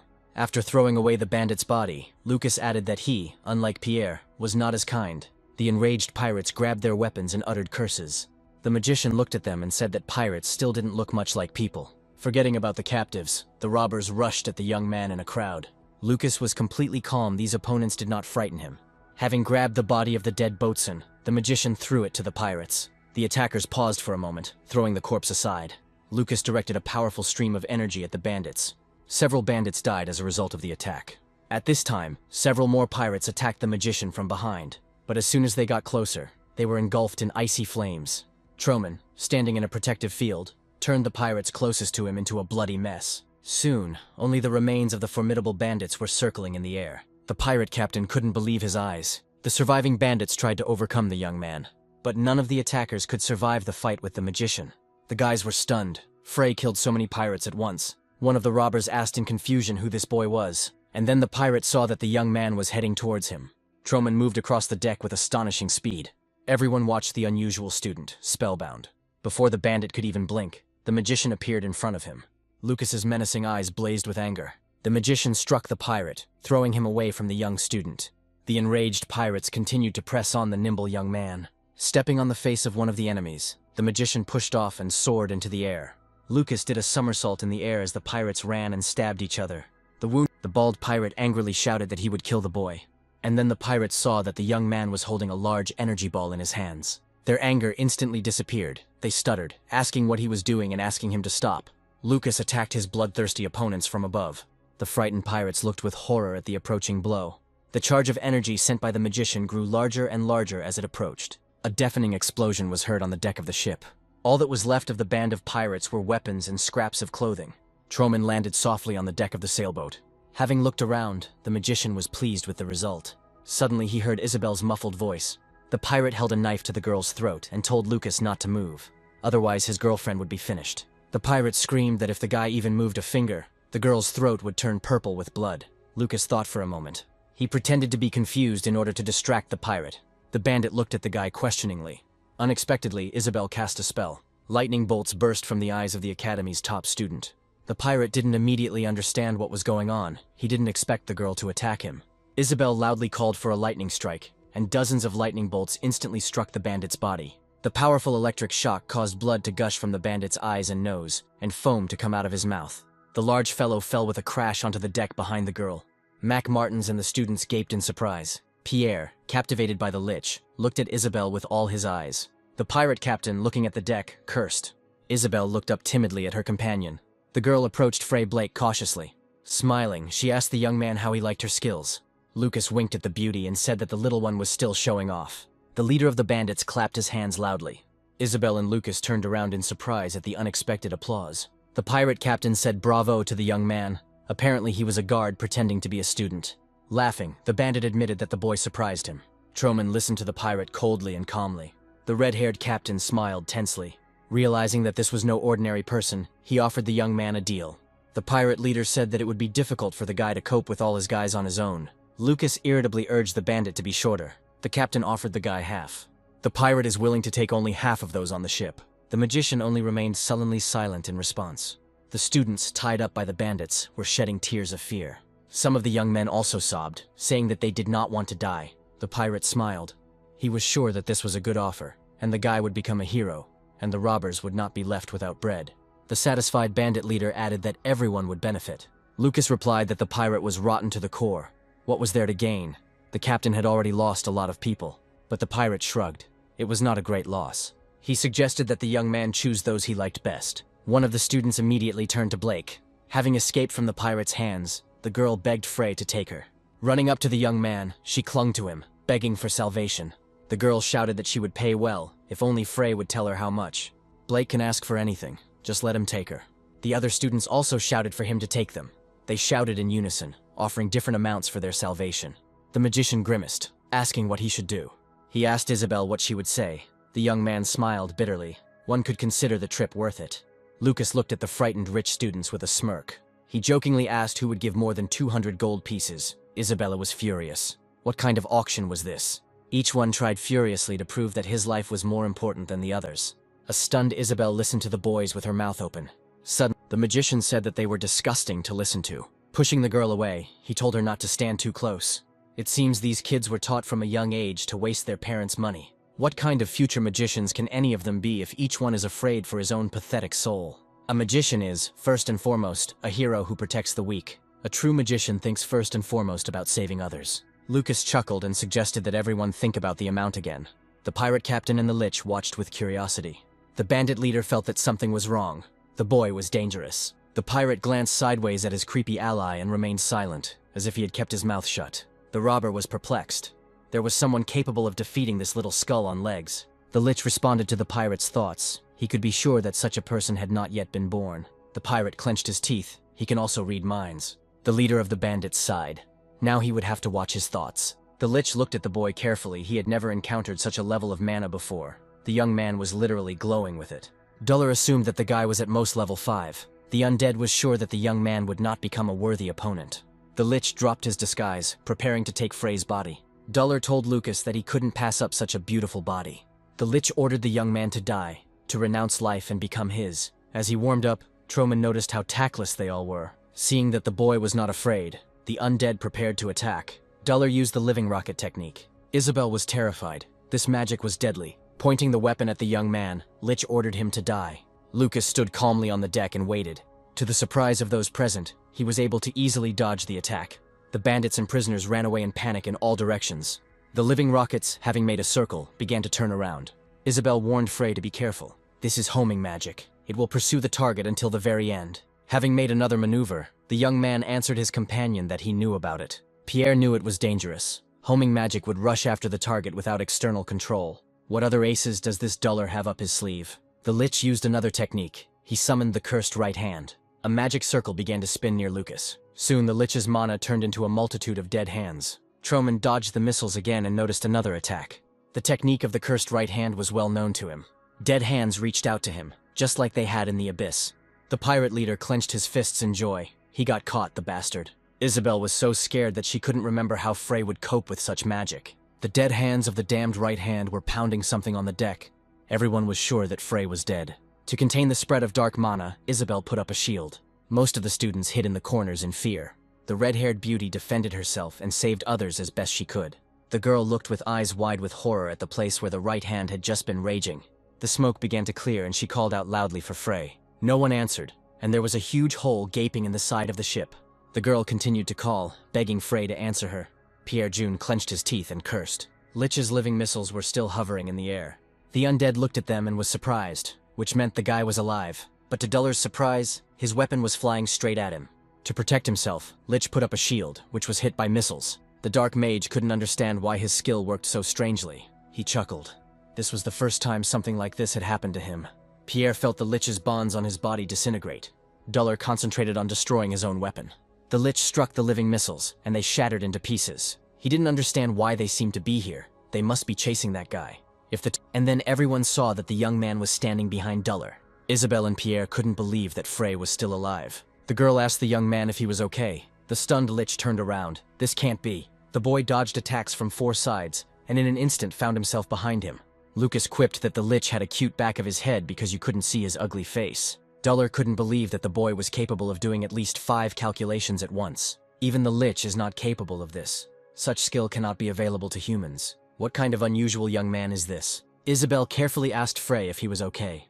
Lucas turned his head slightly and looked at the girl. She looked with wide eyes at the changed Blake. For a second she thought she saw the legendary Lucas Troman. Isabel didn't know what to think. Behind Frey's fragile figure, the renowned Archmage was clearly visible. The girl looked questioningly at her classmate, and did not understand whether it was Frey in front of her. Pierre looked up and saw that Lich was preparing a new attack. The undead created a huge number of ice spears. The other students also saw the approaching threat. Duller had a bad feeling and decided to destroy the entire ship. It's a pity, of course, that he missed Pierre, but it's better to be safe than sorry. Looking down, Lich was surprised once again. The undead saw that a huge barrier had appeared above the ship. Lucas put up a defense to save the ship from destruction.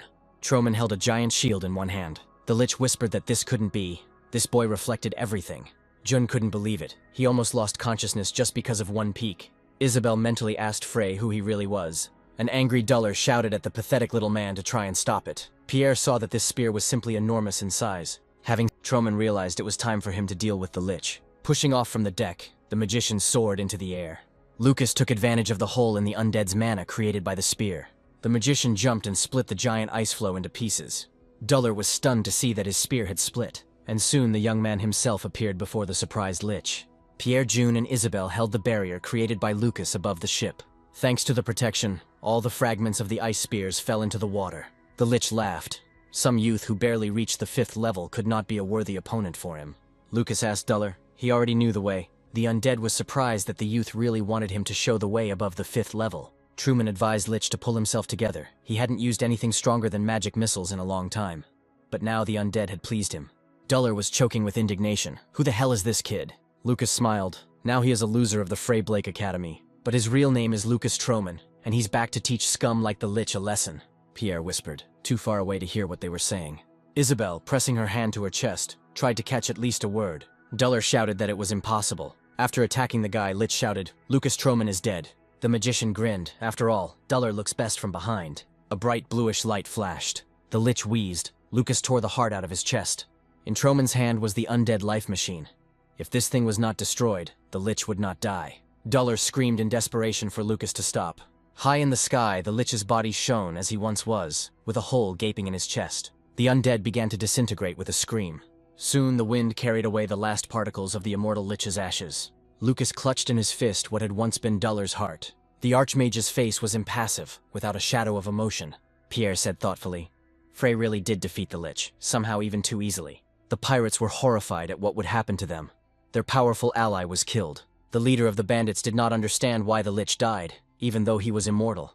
And then the menacing figure of Lucas appeared behind the red-haired bandit. The young man reminded the pirate that the negotiations were over, so it was better not to say anything. Troman calmly said that all the pirates would die here. The magician unleashed his wrath on the bloodthirsty pirates. Soon the entire deck was strewn with the bodies of sea robbers. The bandit leader screamed in pain after losing his right arm. Lucas stood in the middle of the battlefield, looking like an angel of vengeance. Seeing that one of the pirates was alive, he attacked him again. The magician looked around carefully. None of the villains should survive. The students in the ship's crew watched their savior in silence. Isabel couldn't believe that a freshman had done all this. Finally, the ship arrived at the port, and everyone breathed a sigh of relief. Everyone was vying with each other to discuss how Frey had incredible strength. Pierre June stepped towards the travelers. The young man told Frey that he admired his behavior. Lucas turned around and walked away silently. But Pierre did not lag behind the magician. Bowing low, June told Frey that thanks to him, he remained alive and he would never forget it. Embarrassed, Isabelle asked Pierre to raise his head. Lucas looked at the young aristocrat with interest. Finally, the magician sighed and asked Pierre how he felt. After destroying the Lich's magic, you probably feel like everything inside you is twisted. Jun replied that everything was fine. On the contrary, there was relief after the accumulated blood came out. With a wink, Troman said the boy was bluffing. Pierre asked Frey what really happened to him. He, a first-year student, easily dealt with the Lich, who was too tough even for the royal magicians. Frey was previously considered the most untalented student at West Road Academy. June wondered if Frey had been hiding his abilities all this time. Lucas answered casually, "If so, so what? There are different situations in life." Pierre looked very carefully at the unusual young man. The magician's face, as always, was impenetrable. Jun shrugged. The young man had the right not to explain anything. He said thoughtfully, "That's also true." Pierre invited Frey to visit their clan sometime. He would like to thank the savior. Isabelle couldn't believe it. Frey had received a personal invitation to June's clan. The girl knew that many people dream of such luck. The magician casually replied that he would take a look, perhaps if he had time. Isabelle hissed that Blake was crazy. This is June's clan. Many aristocrats are trying to find a connection with them. And then it dawned on Lucas. Turning to June, he asked Pierre to lend him 20 gold pieces. Isabelle clenched her fists and tried to stop Frey. She tried to shame her companion, but he reminded her that it was she who had not taken a penny with her. Pierre said that there was no problem with that, but what did they need the money for? Frey explained that he wanted to use the teleporter, which was very expensive. June smiled, so that's why Blake was walking towards the capital. Pierre put gold coins in Frey's hand, saying that it was a sign of gratitude, so he didn't need to return it. The magician was stunned. He had 300 gold coins in his hands. He told Pierre that he didn't need that much. 20 would be enough. But June smiled. He didn't have any small change. Lucas laughed. What a bourgeois. June really wanted to invite Frey over right now, but wedding preparations were underway at home. Troman asked cheerfully, "June must be proud of this." Pierre answered sheepishly, "It's not such a fun activity. My father-in-law does that." Lucas walked in silence for a while. Unexpectedly, he asked Pierre if his fiancée had a sister his aunt would also do. June said that this is a man from the kingdom of Rua Noble. Pierre's bride was the daughter of the Aquarid clan, which produced many outstanding knights, but the young man doubted whether she was right for him. If they had found out that the groom was weak in magic, they would have been disappointed in Pierre. Isabelle reminded that Pierre was one of the top students at the academy, and not at all weak. Truman told Pierre not to lose heart. Actually, June is a handsome guy, so everything will be fine. Isabelle called Frey a blockhead, saying that he had nothing but bad thoughts in his head. The boys' squabbles amused Pierre immensely. Seeing Isabelle clinging to Frey, June laughed out loud. The young aristocrat laughed until he cried. Having calmed down, he said that he hadn't laughed like that for a long time. They were very funny guys. Chatting casually, the company reached a large stone bridge. Pierre told Frey that he would say goodbye to them here. June once again invited Frey to come over and not make him look like an ungrateful fool. Lucas repeated that he would drop by if he had time. Pierre looked intently at his savior once more. Lucas liked this guy. After all, the future of magic is not so hopeless. Isabelle looked at these strong guys with a smile. The girl suddenly thought how good the two looked, as if they were good old friends. Troman noticed that he was a normal guy. Aristocrats should be exactly like that. Laughing, the magician added, "Pierre also spends a lot of money." Isabelle blushed and shook with anger. The girl angrily blurted out that Frey would apologize for not having a penny. Isabelle twirled in front of the mirror, trying on knightly outfits. The girl asked Frey with a smile if he thought it was beautiful. The magician winced and said, "Maybe it would be better to be naked then." He told his companion to choose something light so that nothing would get in the way and it would be possible to change quickly. Isabelle was offended. She knows everything herself. There are just a lot of beautiful things, and she wants to try them on once. The salesman noticed that the girl was not used to such trips, and Lucas already regretted taking her with him. Having bought everything they needed, the magician and his companion moved on. Lucas acquired weapons and comfortable equipment. He was also pleased with the bag of dimensions. No matter how you look at it, it was a cool thing. Isabelle was surprised that this was the first time Frey had seen something like this. It wasn't such a novelty. Troman noticed that the girl was in a bad mood. Lucas sighed. These places were familiar to him. After thousands of years, the population here had clearly increased. Still, technology is more advanced than in his time. Take the same teleport. Although progress over 4,000 years is quite natural, the magician thought that the demigod had deliberately hindered the development of civilization. Is the monster really afraid that humanity will become stronger? But he considers people to be bugs. Isabel asked what Frey was thinking so deeply about. The girl said that they arrived at the place where the teleports are located. Truman decided that he would ask the demigod about everything when they met. The duty officer announced that teleportation would begin soon, and asked not to go outside the magic circle. Lucas looked around in admiration. How wonderful it was. The amount of mana required for teleportation is measured in stones. Not bad. The travelers approached the device, and a magic circle began to spin above them. The magician warned the girl that she might feel sick if she wasn't used to it. Isabel was irritated by Frey's comments, but then the shift began. Everything swam before the girl's eyes. A bright light flashed and high-tech magic began. A corridor for movement appeared in the space above the teleport. A second later, the teleport was empty and the people had moved. The receiving device glowed with mana, warning of the arrival of guests. Soon, new arrivals appeared in the magic circle. Lucas was absolutely delighted. Here they found themselves near the mountains of testing. A hint of sadness flashed in the magician's eyes. It had been so long since he had been here. These places have not changed a bit even after 4,000 years. Lucas called Isabel. Suddenly he saw that she was ill. After teleportation, the girl vomited, drying herself. Isabel said sheepishly that she simply hadn't eaten anything since morning. If you fill your stomach with something, everything will be fine. The magician once again wondered why he had taken her with him. The travelers went into a tavern to have a hearty meal. The elderly innkeeper was tidying up the bar. Lucas, after thinking about it, the magician ordered another glass of beer. Isabel was furious. What other beer? God forbid. Truman asked her to be quiet. She can't even imagine how long it has been since he drank beer.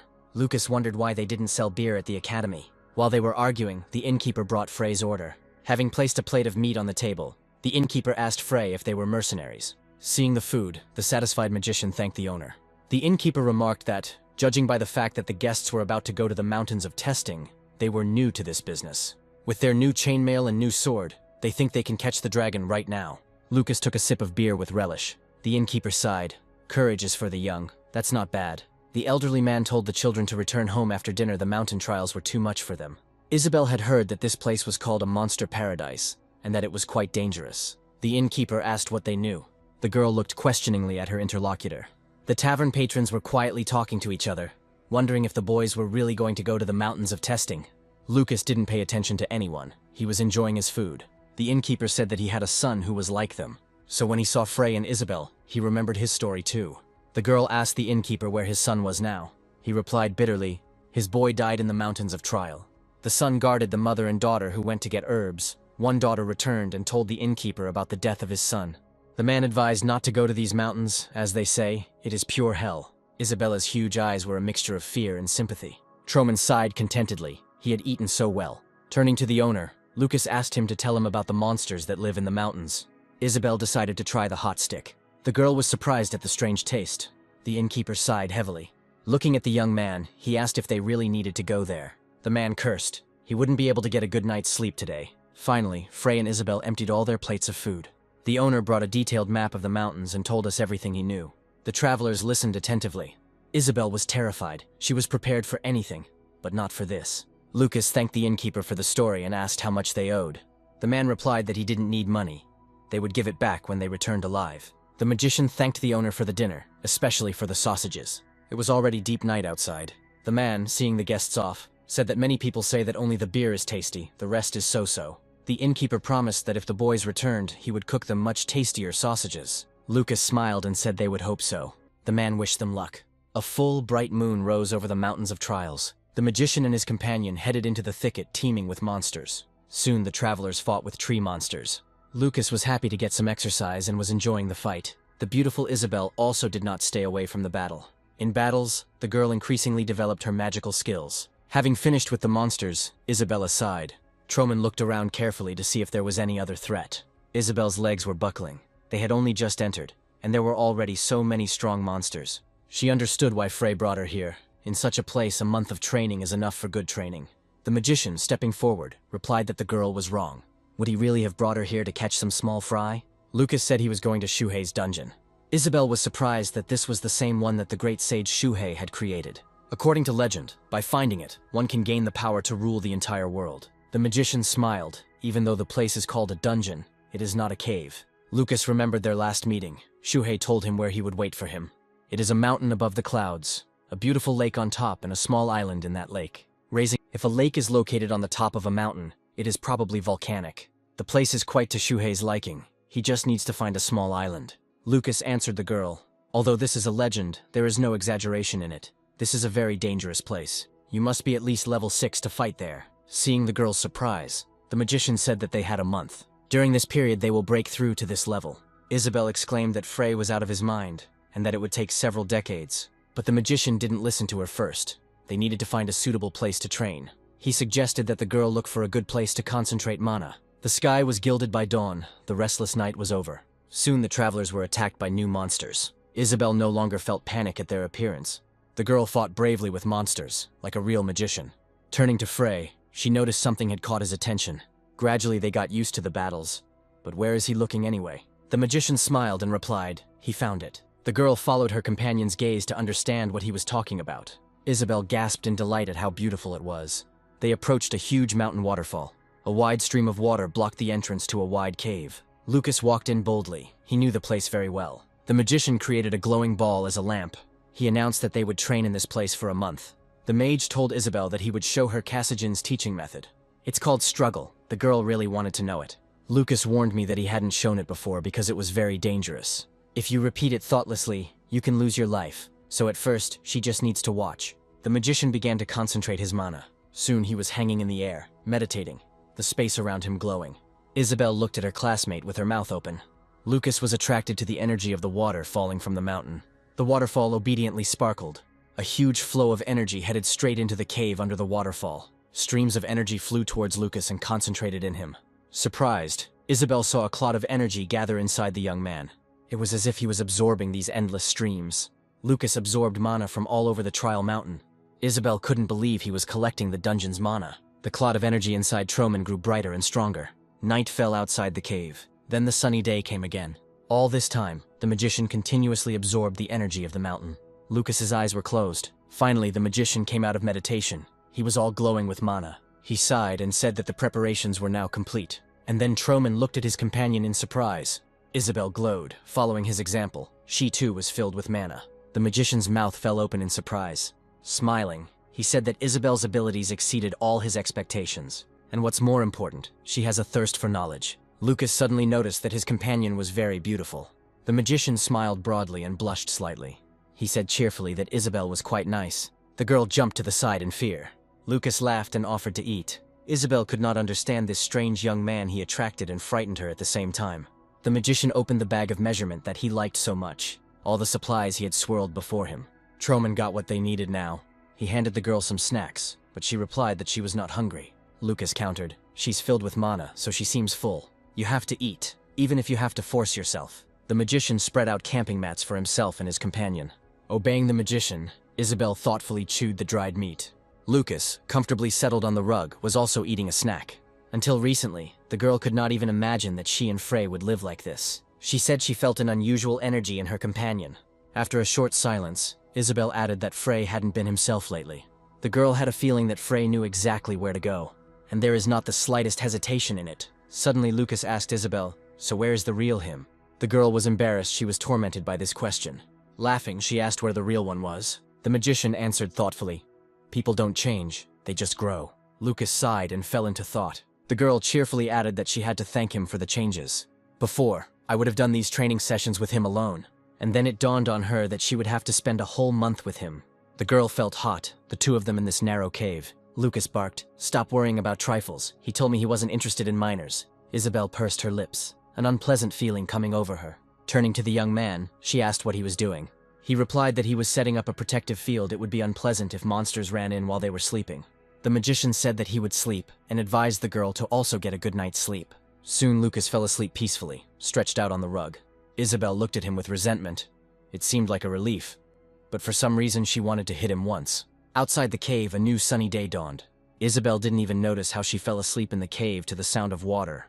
Opening her eyes, the girl realized that the night was already over. Lucas asked her if they had slept well. The magician sat on the mat, ready to train. Isabel asked how long he slept. Lucas replied, about 5 hours. He said that this was the last rest, and that real training would begin today. And now the battle will begin, Kassajan's technique. The magician repeated that this was a very dangerous way of training. There is no need to repeat it thoughtlessly first. Isabel should simply observe. Lucas concentrated a clot of mana in the center of his body. Isabel saw something happening to the mana. The energy flows seemed to split. Soon the mana gathered again, but it looked very unusual. The girl was shocked. He divides the mana collected in the body into fire and water. Mana is in conflict and fighting with itself. It was as if a war had begun in a small space called the body. And indeed, two powerful elements were fighting within Lucas's body. The right side of the body was under the power of water. Here, powerful water desperately defended its borders from fire, but the furious flames continued to advance. The left side of the magician's body was under the control of fire. To ensure that neither side is superior, the balance must be adjusted very seriously. It's like adjusting a scale so that there is no imbalance. Isabel whispered, "What an amazing way to train." Could this really be the mysterious struggle? The girl watched attentively as her companion trained. Isabel understood perfectly well that this method was not easy. Sighing, she decided to follow Frey's example. The girl felt the energy inside her body gather into a clot. Now we need to divide the energy of different natures into streams. After some effort, Isabel realized she could do it. Soon, a struggle between two elements began inside the girl's body. Suddenly, Isabel vomited. She felt incredible pain and fell to the cave floor. Isabel remembered the magician's words: if the balance was disturbed even a little, it would be very painful. Looking at Frey, she couldn't understand how he could train so calmly, as if he were meditating. The girl again wondered who he really was. While the young man was training, Isabel decided to swim in the clear water of the lake near the cave. She was not good at fighting, but she was used to washing regularly. There was no one nearby, and the girl could dry off in peace. She took out some spare clothes and changed. To understand how long they have been here, Isabel came up with a stone calendar. Small stones represented days, large weeks. As soon as she had 7 small ones, she would exchange them for 1 large one. The girl placed the second large stone. So, it's been about 2 weeks since they've been here, and Frey didn't even move during all this time. Isabel didn't understand how long these terrible training sessions would continue. The girl returned to the training cave. Having settled down on the rug, she put the towel back in place, and suddenly her attention was drawn to the motionless figure of Frey. Suddenly, waves of water began to dance around him. Isabel couldn't believe her eyes. It was the materialization of mana. This means that the young man reached the 6th star in just 2 weeks. Is it really possible for a human being to grow at such an incredible rate? None of the currently living magicians are definitely capable of this. But Lucas was unhappy. It was too slow. It needed to be faster. The training needed to be more effective. Looking at the young man, Isabel decided to return to training. If he can do it, then she should be able to do it too. The girl once again concentrated the clot of mana in her body. Outside the cave at this time, a torrential rain began to fall. The 2 mages were oblivious to everything as they trained in the cave. There were already 3 large stones on Isabel's stone calendar. This means that Borba's training lasted more than 3 weeks. Thanks to the girl's persistence, she also made noticeable progress. However, she vomited periodically and experienced terrible pain. But despite everything, Isabel did not give up. She realized that if she lost concentration for just a moment, the balance would collapse. She still found it difficult to believe that such growth was possible. This Kasagina method requires a lot of patience and endurance. Suddenly, Isabel felt an unusual smell. Could it really be that she smelled like that? She turned towards the entrance to the cave. Something was happening on the threshold. The girl realized that the barrier was collapsing, and that someone from outside wanted to get in. Suddenly, Frey's magical protection shattered. A flaming giant appeared in front of the frightened girl. Isabel didn't understand who it was and what she should do. Inside the cave, there was a huge bird with fiery feathers. Lucas stopped training and quietly opened his eyes. Rising from the carpet, he said it was a phoenix. The girl was taken aback. But doesn't he belong to a rare divine species? Truman admired the beautiful, strong bird. The magician loved phoenixes very much. Isabel looked at the amazing creature in confusion. She assumed that all sorts of monsters lived in the mountains of testing, but I couldn't even imagine that I would meet someone of divine appearance here. Lucas said that the phoenix was attracted by the massive amount of mana released by the struggle. The magician called the phoenix. The girl exclaimed that it was dangerous. Isabel was sure that divine monsters were not something that could be tamed by humans. Phoenix looked at Truman carefully. Looking at the bird, the magician said that the phoenix came here for help. The girl looked at Frey with apprehension. Will this strange student really approach the phoenix? The magician hugged the huge bird and stroked its head. Lucas gently ruffled the bird's bright plumage. Phoenix closed his eyes trustingly, as if he had met an old friend. Isabel couldn't believe it. The phoenix's feathers were made of flame, and Frey was just stroking it. The magician replied that it was all because the phoenix did not see him as an enemy. Lucas showed the girl that there were wounds on the bird's chest, inflicted by some kind of giant claws. A little more, and the claws would have pierced the heart. The phoenix survived only thanks to a miracle. Isabel looked at the miracle bird in amazement. She asked if phoenixes ever die. The magician explained that, unlike other creatures, phoenixes are freed when they die. But this does not mean they are immortal. The girl came a little closer to this living miracle. What in these places could have inflicted such a severe wound on the deity? It seems the phoenix has encountered an opponent it cannot handle. While petting the phoenix, Lucas told him that everything was fine. Apparently, he knew that Lucas could help him. The magician smiled. The phoenix reminded him of his previous life. The divine bird looked at the magician very carefully. Feeling that the man understood everything, the phoenix closed its eyes. Lucas channeled mana into the bird to heal its wounds. Isabel was stunned. He was treating the phoenix as if it were a little bird. The magician said that through training he could completely cure the phoenix. Opening its eyes, the bird answered Lucas. The magician told the phoenix to lie still and everything would pass. Isabel noticed that Frey became completely different next to the phoenix. His expression changed.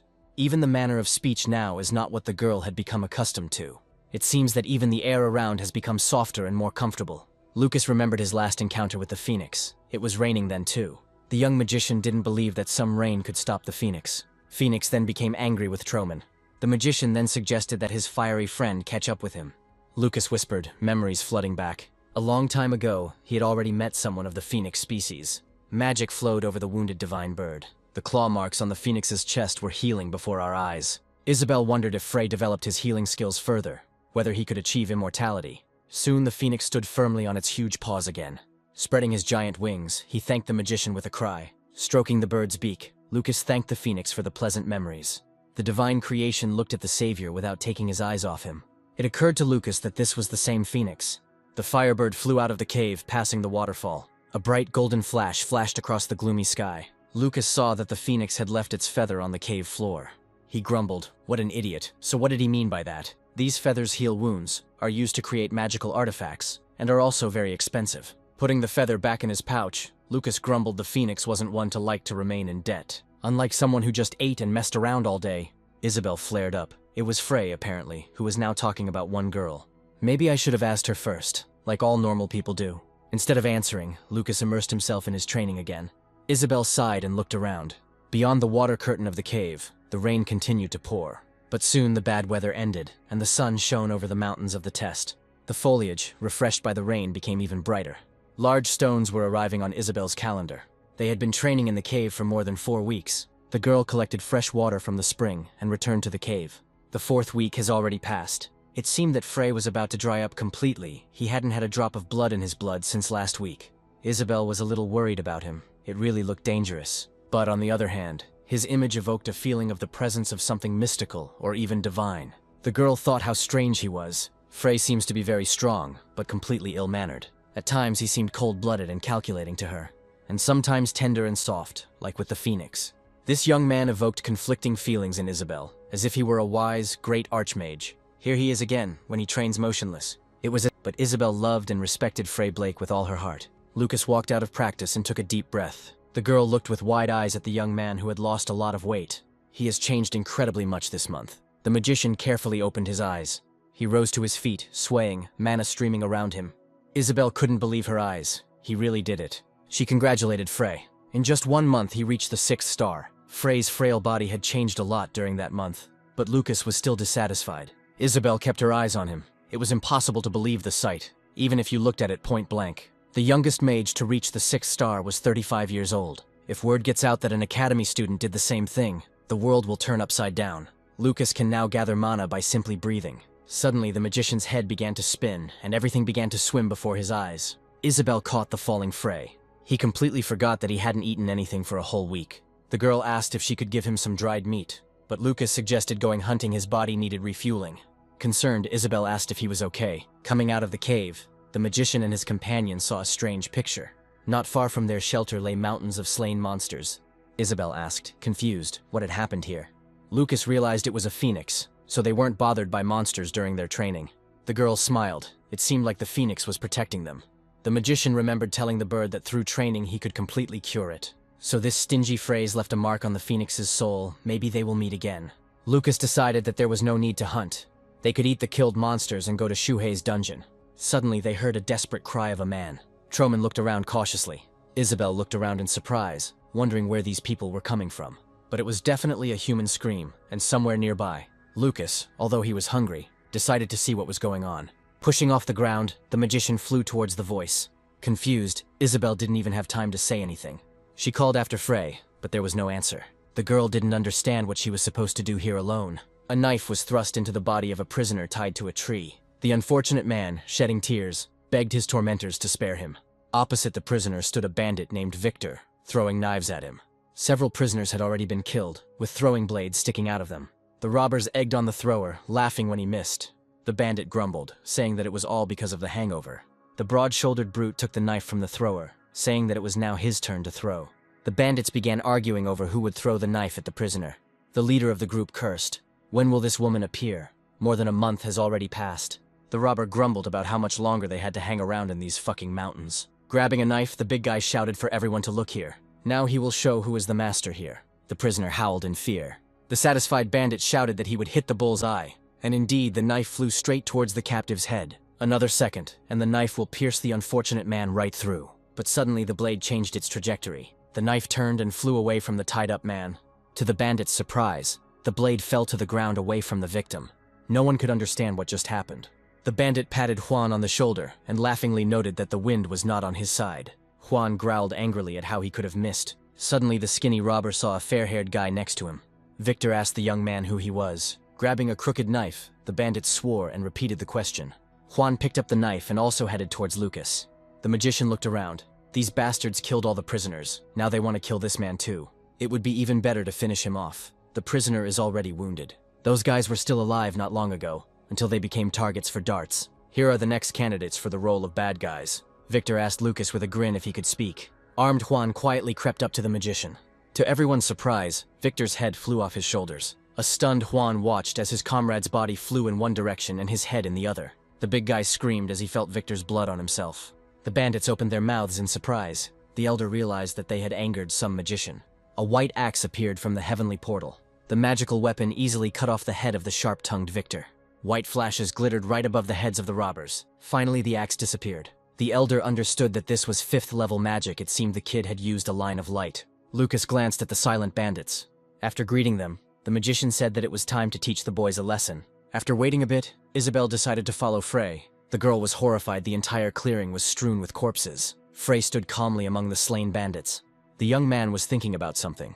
Isabel asked if he had really killed everyone, and the magician replied that he had left one alive. The companions looked at the wounded group leader. Lucas was sure that this was just an ordinary henchman, which meant they had a leader. The girl asked if Frey was really going to burn them all. He replied that he could not turn a blind eye to the fact that they were killing innocent people. If a demigod really enjoys watching people hate and kill each other, then Lucas will scatter these ashes. No matter how trivial the things that make a demigod happy, listing them is disgusting. Suddenly, Lucas and Isabel heard the prisoner's faint voice. He asked the guys if they would save him. The magician replied that he could not take him with him. He had lost too much blood. The man tearfully begged not to leave him here. The prisoner cried that he could not die like this. The prisoner's whole body shook. He wanted to apologize to his dear father before he died. Lucas glanced sideways at the unfortunate man. The bandit leader was indignant. Was the 3rd platoon really captured by a ghost? The robber glared angrily at the speaker. Finally, Captain Karlst asked if the bandit was drunk, but he swore that it was true. He saw everything with his own eyes. He had long hair, appeared suddenly, and unleashed all his anger on them. This was definitely not an ordinary guy. It was impossible to get close to him. In an instant, the entire group became corpses. He was the only one who managed to escape. Karlst thought about it. So it was a magician. The assistant confirmed it. Absolutely, definitely. The bespectacled man added that he seemed capable of a double throw. Captain Karlst realized it was a battle mage. The assistant agreed with the boss. The leader stood up and commanded that the borders be strengthened. As soon as this ghost appears, you need to immediately give a signal. Karlst ordered that measures be taken in advance and that an attack be carried out at the first report. Glasses asked if this magician was hired by the Aquarid family. The captain laughed. No, they are too arrogant. The leader asked the survivor if they were playing human darts again. What kind of people were they playing with? The bandit replied. They were ordinary mercenaries. These mercenaries were accompanying 2 women. They definitely couldn't hire a battle mage. Karlst cursed. Who the hell is this magician? There was a broken carriage lying in the middle of the forest. Numerous knights were dying around with groans. The entire retinue of the noble lady was killed by bandits. Karlst asked not to look at him like that. He feels weak. He had been looking for the eldest daughter of the famous knight's family, Sonia Aquarid, for so long. Armed robbers rushed at the girl. Armed with a sword, Sonia Aquarid fought back bravely. 3 bandits were unable to overcome her. One of them, smiling greasily, approached the girl. A swing of the sword, and the impudent fellow lost half his head. Having repelled the attack, Sonia caught her breath. For a couple of seconds, the warrior's sword fell to the ground. But seeing Karlst, The girl took up her sword again and shouted for the enemy to die. But the bandit looked at the heiress of the knightly family with a smile. Instead of the boss, the captain's assistant crossed swords with Sonya. The girl didn't expect the bespectacled man to be a strong opponent. The captain's assistant threw Sonya away with a strong blow. The girl slowed down with the help of her sword. After numerous attacks, Aquarid was already noticeably exhausted. Karlst exclaimed that he was enchanted, while Sonya, meanwhile, did not let go of the knife. It seems that the fire sword from the Ruanable Kingdom is not just empty boasting. Two nuns behind Sonya called out to their mistress with tears in their eyes. The old knight also called to her. Sonya took up the sword. She was ready to fight to the end. Captain Karlst looked at the rich heiress with a smirk. The nuns looked in horror at the robbers who surrounded them. The old knight was in despair. Karlst licked his lips. It was worth waiting more than a month in these damned mountains. Sonya Aquarid is truly beautiful. She is also a brilliant knight, and the king granted her the title of Torrential Rain at only 18 years old. All the knights accompanying Sonya have already been killed. Only the maids and Sir Luther remained. But Luther has long since retired, and the only person capable of fighting is Sonya. She will have to compete with 20 talented men. The girl swore, "This is the worst-case scenario." Karlst asked where their accompanying magician was. Sonya was outraged by the nonsense the bandit was talking. The Aquarid Knight's house won't hire a mage to accompany them. They're all weaklings these days. Karlst knew it. That guy wasn't connected to the Aquarid family. The captain was very curious to know what kind of person this ghost was. Karlst told Sonya to relax. He wouldn't kill her right away. The girl asked what he was talking about. The captain licked his lips. Does she really want him to explain what needs to happen? The girl was horrified by such a prospect. The bandits began to make a joyful noise. They would have fun with the daughter of a noble family. Sonya clenched her teeth and growled that this was nonsense. She would rather bite her tongue than become their toy. Karlst chuckled and said it wouldn't make much of a difference. If Sonya dies, the two sisters behind her will be able to play with them. They've been waiting for them for over a month, so the boys are very hungry. Karlst concluded that Sonya Aquarid would not be able to die beautifully. Sonya gritted her teeth. Creatures, so that's why they left those girls alive. The trembling nuns huddled close to each other. They whispered that they would not drag their mistress down. The crying nuns looked boldly at Sonya. The wounded Luther said that it would be an honor for him to die for Lady Sonya. The old knight sighed deeply. The girl looked at her subjects with regret. She sighed heavily. It was all her fault. Turning to the servants, Sonya asked them for forgiveness. The girl said that her incompetence led to their all deaths. The nuns begged the lady not to speak like that. There was nothing to regret. Young Aquarid lowered her head sadly, and suddenly everyone heard the nuns' request. They begged the lady to end their lives with her own hands. If they are defiled, they will not be able to meet worthily in heaven. Sonya's hand shook, but she agreed, firmly saying that their chests should be full of pride. Karlst's face fell. What are they talking about? Sonya exclaimed. For the honor of the two maidens, and for the honor of the House of Aquarid, she would do it. She, Sonya Aquarid, gratefully sees them off on their new journey. The captain ordered the bandits to stop her immediately. Sonya raised her sword over the heads of the faithful nuns. With tears streaming down her face, young Aquarid dealt the fatal blow. The shocked bandits opened their mouths. They didn't expect this. Sonya was in tears. But suddenly, through the veil of tears, she saw a strange picture. Sonya's eyes widened in surprise. Both nuns were alive and unharmed. And then the warrior discovered with horror that her sword was missing. She couldn't understand where her family's sword had disappeared to. She gritted her teeth and glanced sideways at the bandits. Who would have thought that these bandits would be so skilled? Sonya cursed. It looked like she would have to endure the most terrible humiliation for a night. Turning to the nuns, she apologized for not being able to provide them with a dignified death. Aquarid ordered them to bite their tongues. Suddenly, Sonya saw a stranger nearby. Karlst smiled. The mysterious ghost had finally revealed itself. A stunned Sonya saw that the stranger was holding her sword. Along with Lucas, Isabel and the wounded bandit prisoner stood near the young Aquarid. The warrior, with her mouth open, looked at the people who had appeared out of nowhere. The nuns, huddled close to each other, were silent.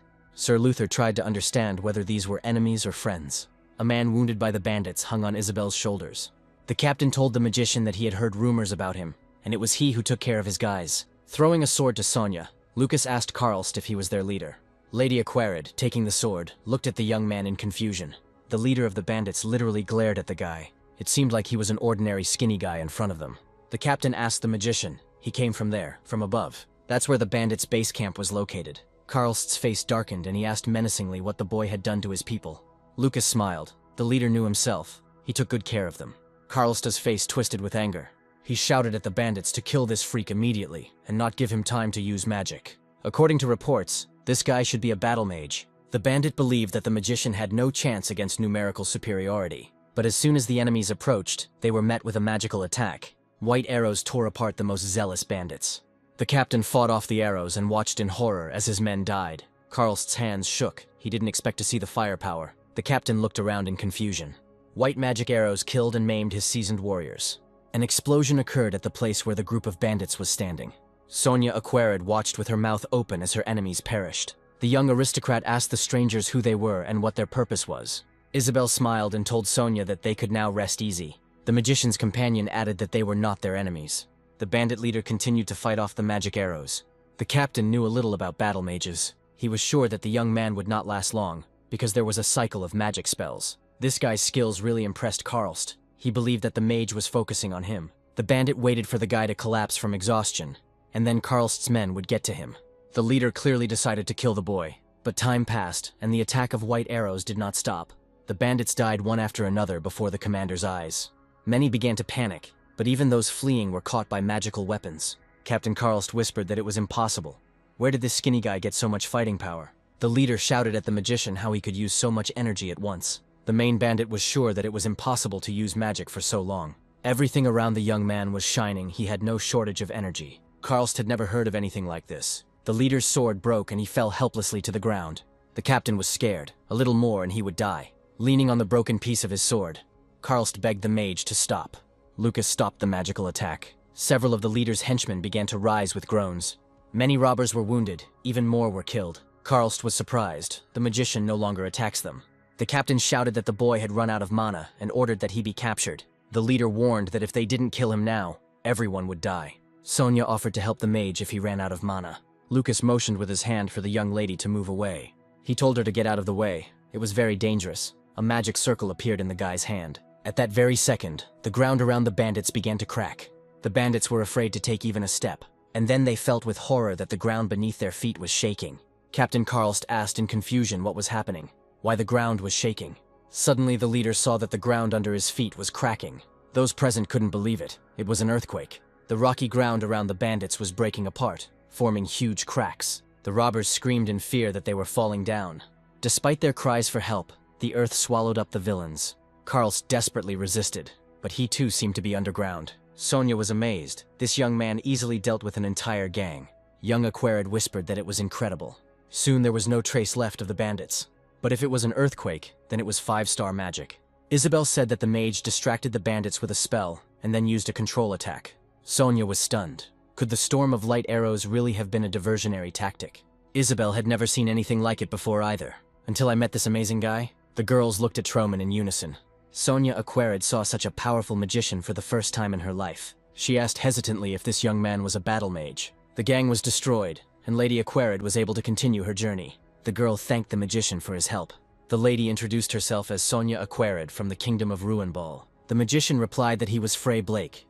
It seemed he had heard this name somewhere before. The lady was surprised this young man was speaking to her informally and freely. Isabel introduced herself and apologized, saying that Frey was a man with a bad character. She asked the young man why he couldn't act as nice as he did with the phoenix. Sonia held her nose. Maybe they were hermits living in these mountains. Sir Luther remarked thoughtfully. So this young man was from the Blake family. This is one of the most powerful that supports the Cascao Empire. The head of the Asaka Blake family is considered the 6th strongest mage of all. Waving Isabel off, Lucas asked where the boys were heading. Luther replied that they needed to go to the nearest town, Hispaniola. Lucas said that they were going there too and offered to accompany them. Sir Luther looked sadly at the dead knights. He thanked the mage for his kindness, but they needed to return the knights' bodies. It would take some time, so Luther suggested that the magician go without them. Lucas asked if they would bury them here. Luther replied with a sigh. They couldn't move them all to the city. The magician said he would do it. With a wave of his hand, he lifted all the dead bodies into the air. With his other hand, Truman picked up the pieces of the cart from the ground. To the surprise of those present, the cart began to recover. Soon the vehicle was ready and in good working order. Sonia exclaimed that this was incredible. The knights' bodies ended up in the cart, and the wounded man was hovering above them. Lucas suggested moving forward. Sir Luther stammered in agreement. The company moved slowly along the wide road into the city. The cart with the bodies, driven by magic, rolled on its own. Sonia was shocked. Frey is 20 years old, isn't he over 30? The young aristocrat couldn't believe it. The magician answered thoughtfully, 20 or 30, it doesn't matter. Lucas smiled and said it was great to be young. Troman asked if it wasn't suspicious that the bandits had been waiting for them in an ambush. Sonia remembered that the bandits said that they waited about a month to capture them. Luther added that this coincided with the time they left Ruin Bull. The Aquarid family has many allies and just as many enemies. Sonia noticed that these were very skilled mercenaries, and there were a lot of them hired. This man must be very powerful. Unexpectedly, Sonia laughed, saying that for Frey it was a mere trifle. Lady Aquarid kept her eyes on the mage. She asked the young man how he acquired such strength. Until now, Sonia thought that all magicians were weaklings, but today she has completely changed her mind. Lucas asked thoughtfully, "Wasn't it obvious how, through amplification?" The knight's heiress looked at the magician in confusion. She repeated thoughtfully, "Amplification." The campaign finally arrived in the city and headed to the port. The cart with the bodies of the dead knights was loaded onto the ship. One of the nuns had to accompany the sad load. The friend said goodbye, and the sister boarded the ship. Everyone else, standing on the pier, saw the ship off. Lucas and Isabel looked sadly after the ship. Luther thanked the magician once again with his help. The knights would return to their families. The young man modestly replied that he was glad to help. Waving his hand, Lucas wished Sonia and the others a pleasant journey, but Lady Aquarid suddenly grabbed his hand. The magician asked in confusion what was going on. Sonia asked permission to thank him. Lucas smiled and said no need, they should help each other. Luther explained that if the young man left without a reason, the Aquarid family would lose face. The magician was puzzled. He nodded his head silently in agreement. Isabel smiled, and Lucas added that he wouldn't mind a little snack. He knows a place where they make very tasty sausages. The whole company went into a tavern familiar to the magician. Luther chuckled, and Lady Sonia covered her nose in disgust. The old knight remarked that this was not a suitable place for an aristocrat, but the magician objected. This sloppy and dirty restaurant is the best place. The owner of the establishment heard Lucas's remark. The innkeeper was glad to see the young man. He looked like a vagabond, but still returned alive. A pleased Troman laughed. Pointing to the captive, the magician told the owner that there was another person who had managed to survive. The stunned innkeeper froze. Tears welled up in the eyes of the prisoner hanging on Isabel.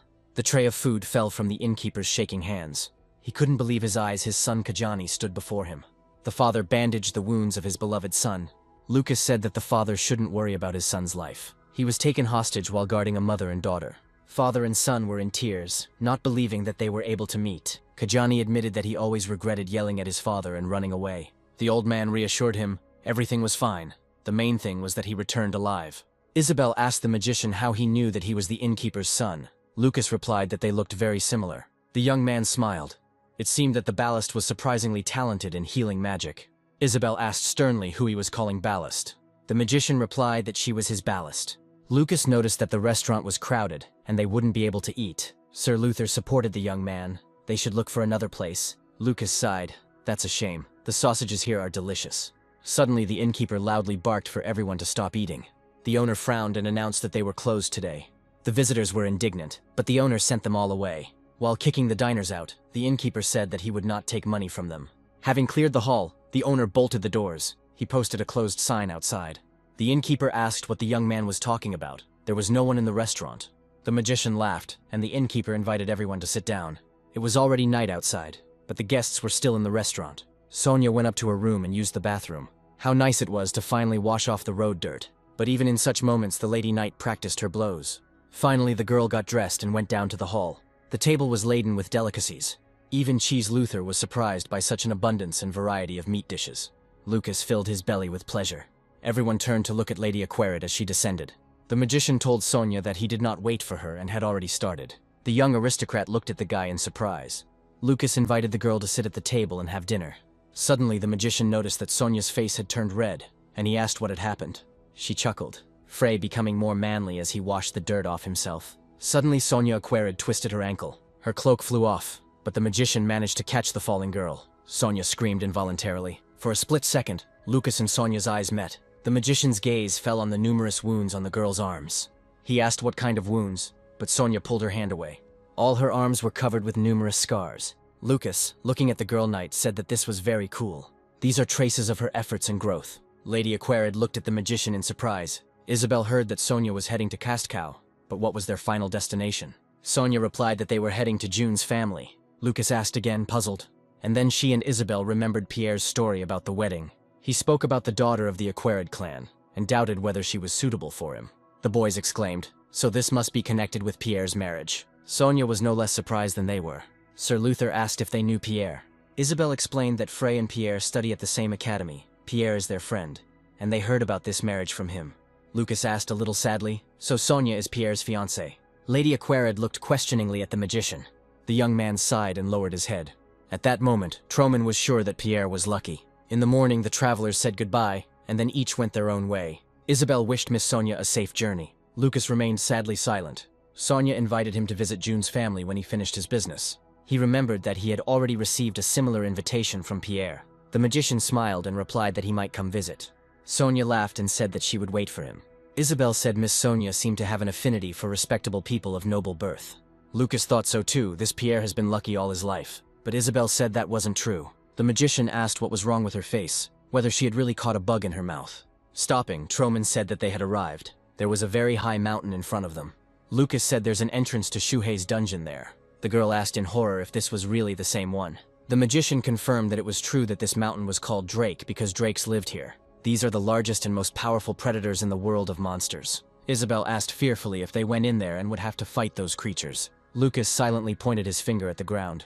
Looking down, the girl was stunned. Right in front of them was the footprint of a giant lizard, the magician explained. The king of the drakes was tens of times larger than usual. Isabelle screamed in horror. This can't be happening. She had never heard of such huge drakes. The magician calmly told the girl to pull herself together. These were mountains of trials. Whatever happens, there is nothing strange about it. That is why they are called the mountains of hell. Lucas created a shield. Isabelle asked in confusion what he was doing. Suddenly, the magician threw the girl aside. At that very second, a blow fell on the place where Isabelle stood. Troman made several jumps to the side. His companion braked and stopped. Isabelle asked the magician what he was doing. Was he probably crazy? And then she saw a huge monster. The girl whispered, "It's an ogre." Lucas felt that this enemy was very dangerous. Red skin, 3 eyes, a mutant in front of them.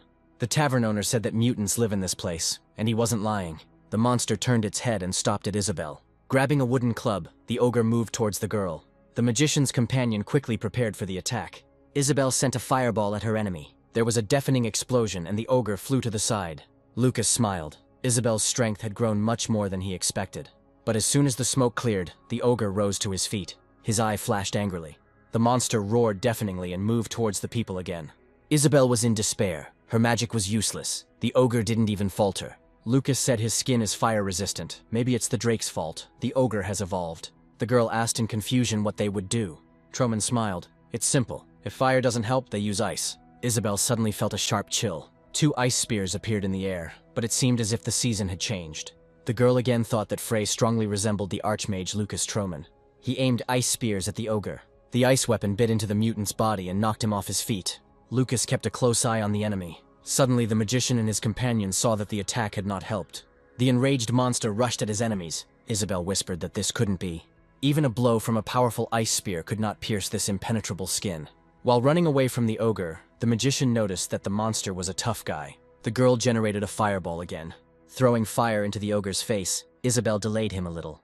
The angry mutant roared loudly. Clenching his giant fists, the monster looked around angrily. He couldn't understand where the impudent little people had gone. Lucas sincerely admired the excellent features that evolution had endowed the monster with. Isabelle believed that at this density the fire would be most effective. Lucas reminded that his skin is fire-resistant. The girl asked if they could bury him with an earthquake. The mage warned that this would attract all the drakes in the area. Troman decided to resort to the most effective strategy. Lucas called out to the noisy ogre. The young man asked the monster why he was so angry. Isabelle didn't understand why the mage was using ice spears again. Lucas thoughtfully remarked, "If you want to succeed, dig the well to the end." The magician waved his hand as usual. The mutant, growling, watched the impudent little people. Several ice spears sparkled above the young man, aimed at the ogre. The monster rushed at the people with a warlike cry. Lucas sarcastically suggested that the enemy be more restrained and not shout. The first spear flew at the mutant. The ice weapon pierced the ogre's eye on the forehead. He, the pain monster, screamed even louder. Isabelle screamed that it wasn't working, but the magician demanded that she shut up. He was concentrated. Lucas took aim and sent the second spear at the ogre. It hit the first one exactly. The third spear pierced the second one. The ogre rushed forward, and a fourth spear flew towards him. 5 ice spears were already sticking out of the monster's eye, one after the other. The magician fired 2 more shots at the same point. Truman aimed the 8th spear at the ogre's forehead, saying, "This is the end." And indeed, the mutant fell silent and fell to his knees. No more ice spears were needed. The spears, reinforcing each other, pierced the monster's skull. Isabelle was delighted. Everything worked out. A satisfied Lucas blew on his finger, which served as a sight. The giant ogre swayed and collapsed to the ground. This enemy was finally defeated. The magician concluded with a smile that digging one well was an excellent tactic. And then they heard a suspicious noise in the sky. A whole flock of drakes was flying towards them. Lucas cursed, and all the drakes flew towards the noise. The monsters let out war cries as they prepared to attack. Well, here's a new round. There's no time to get bored on this journey. A sea of fire fell upon the travelers. Some of the drakes were killed by ice spears. The rest poured fire on the people. Lucas and Isabel tried to escape from their terrible enemies. The girl sent an ice arrow at the monster, but the magic shot bounced off the monster's thick skin. A huge drake flew straight towards Isabel. The monster's eyes glowed with malice, but suddenly the drake received a fatal blow from a huge ice spear. Lucas quietly flew up from above and struck the monster. Anger at the little people flashed in the giant's eyes, but soon the drake's eyes went dark. The huge monster collapsed to the ground. The magician and his companion hurried to leave the battlefield. Suddenly they saw a monster of incredible size. The Drake King himself towered over them. Lucas clamped his hand over the girl's mouth to keep her from making a sound. He whispered for her to sit quietly. The magician could not defeat this enemy. Now he could only hope that he would leave. The travelers even tried to breathe as quietly as possible. The giant drake's huge eyes scanned the area. Lucas knew he could probably see them. Isabel was shaking with horror. She hiccuped as the Drake King's massive paw stepped next to them. But strangely enough, the monster passed by. Soon the monster disappeared from sight, leaving only traces. The girl sneezed because of the dust raised by the drake. Right in front of the travelers was the fresh trail of the Drake King. It was time to move on. Having settled down on the rock, Isabel began to heal her companion. The girl was surprisingly good at this type of magic. The procedure was soon completed. Isabel sighed tiredly and said that she had finished healing Frey. A moth landed on the young man's finger, and Lucas felt that his mind was completely synchronized with this body. This happened thanks to numerous battles in the Mountains of Trials. But the most important question Lucas still has to decide. The magician invited Isabel to go further. Pointing to the top of the mountain, the magician said that Shuhei's dungeon was there. One more push and they will be there.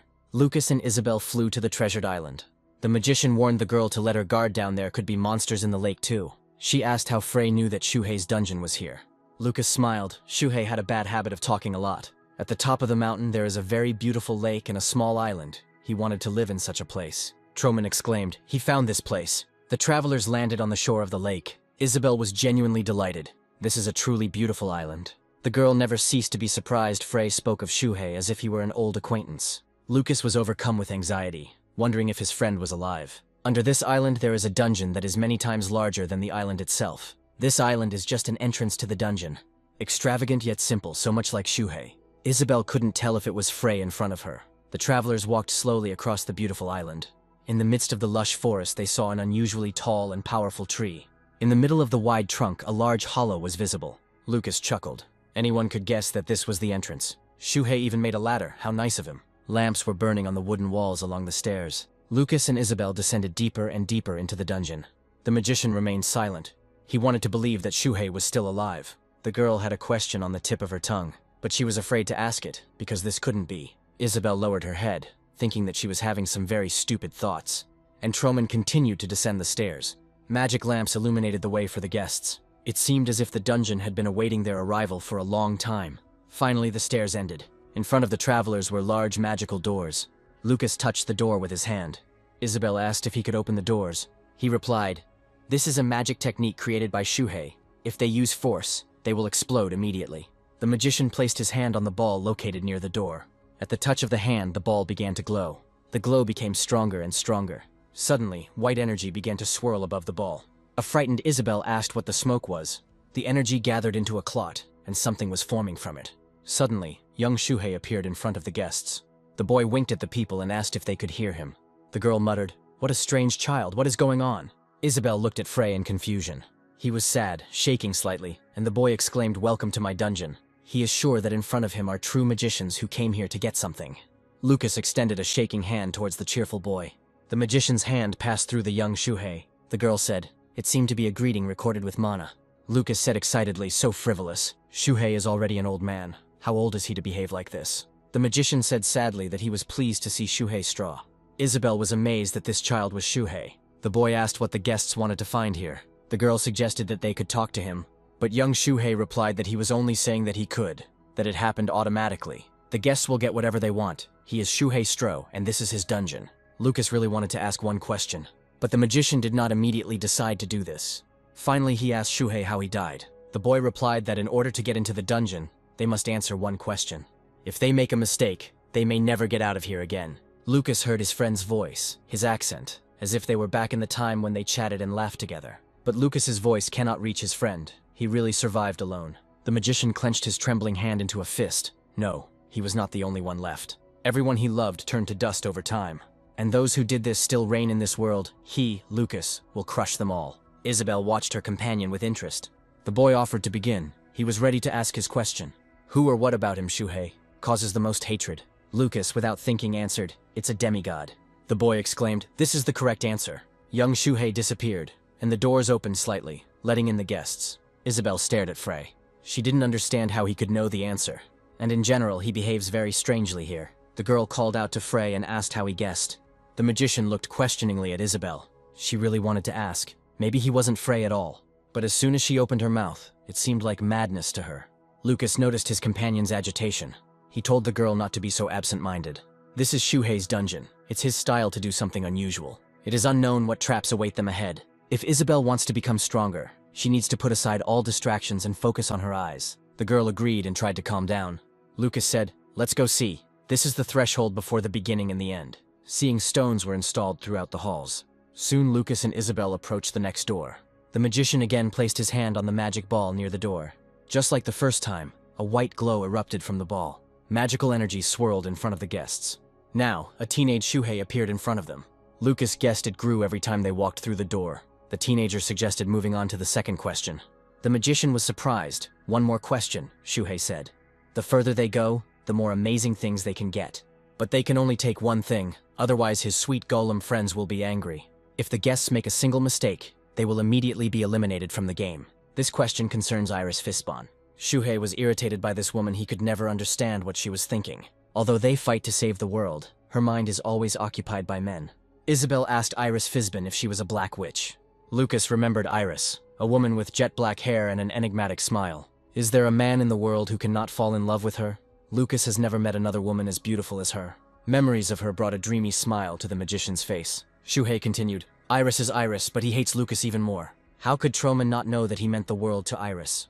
The magician opened his mouth in surprise. Could this really be true? Isabel thought again that Frey looked a lot like Lucas. Shuhei added sarcastically that the golem behind him had figured it all out faster than Lucas. Now the question is, Iris served 3 powerful demons. One of them had 6 arms.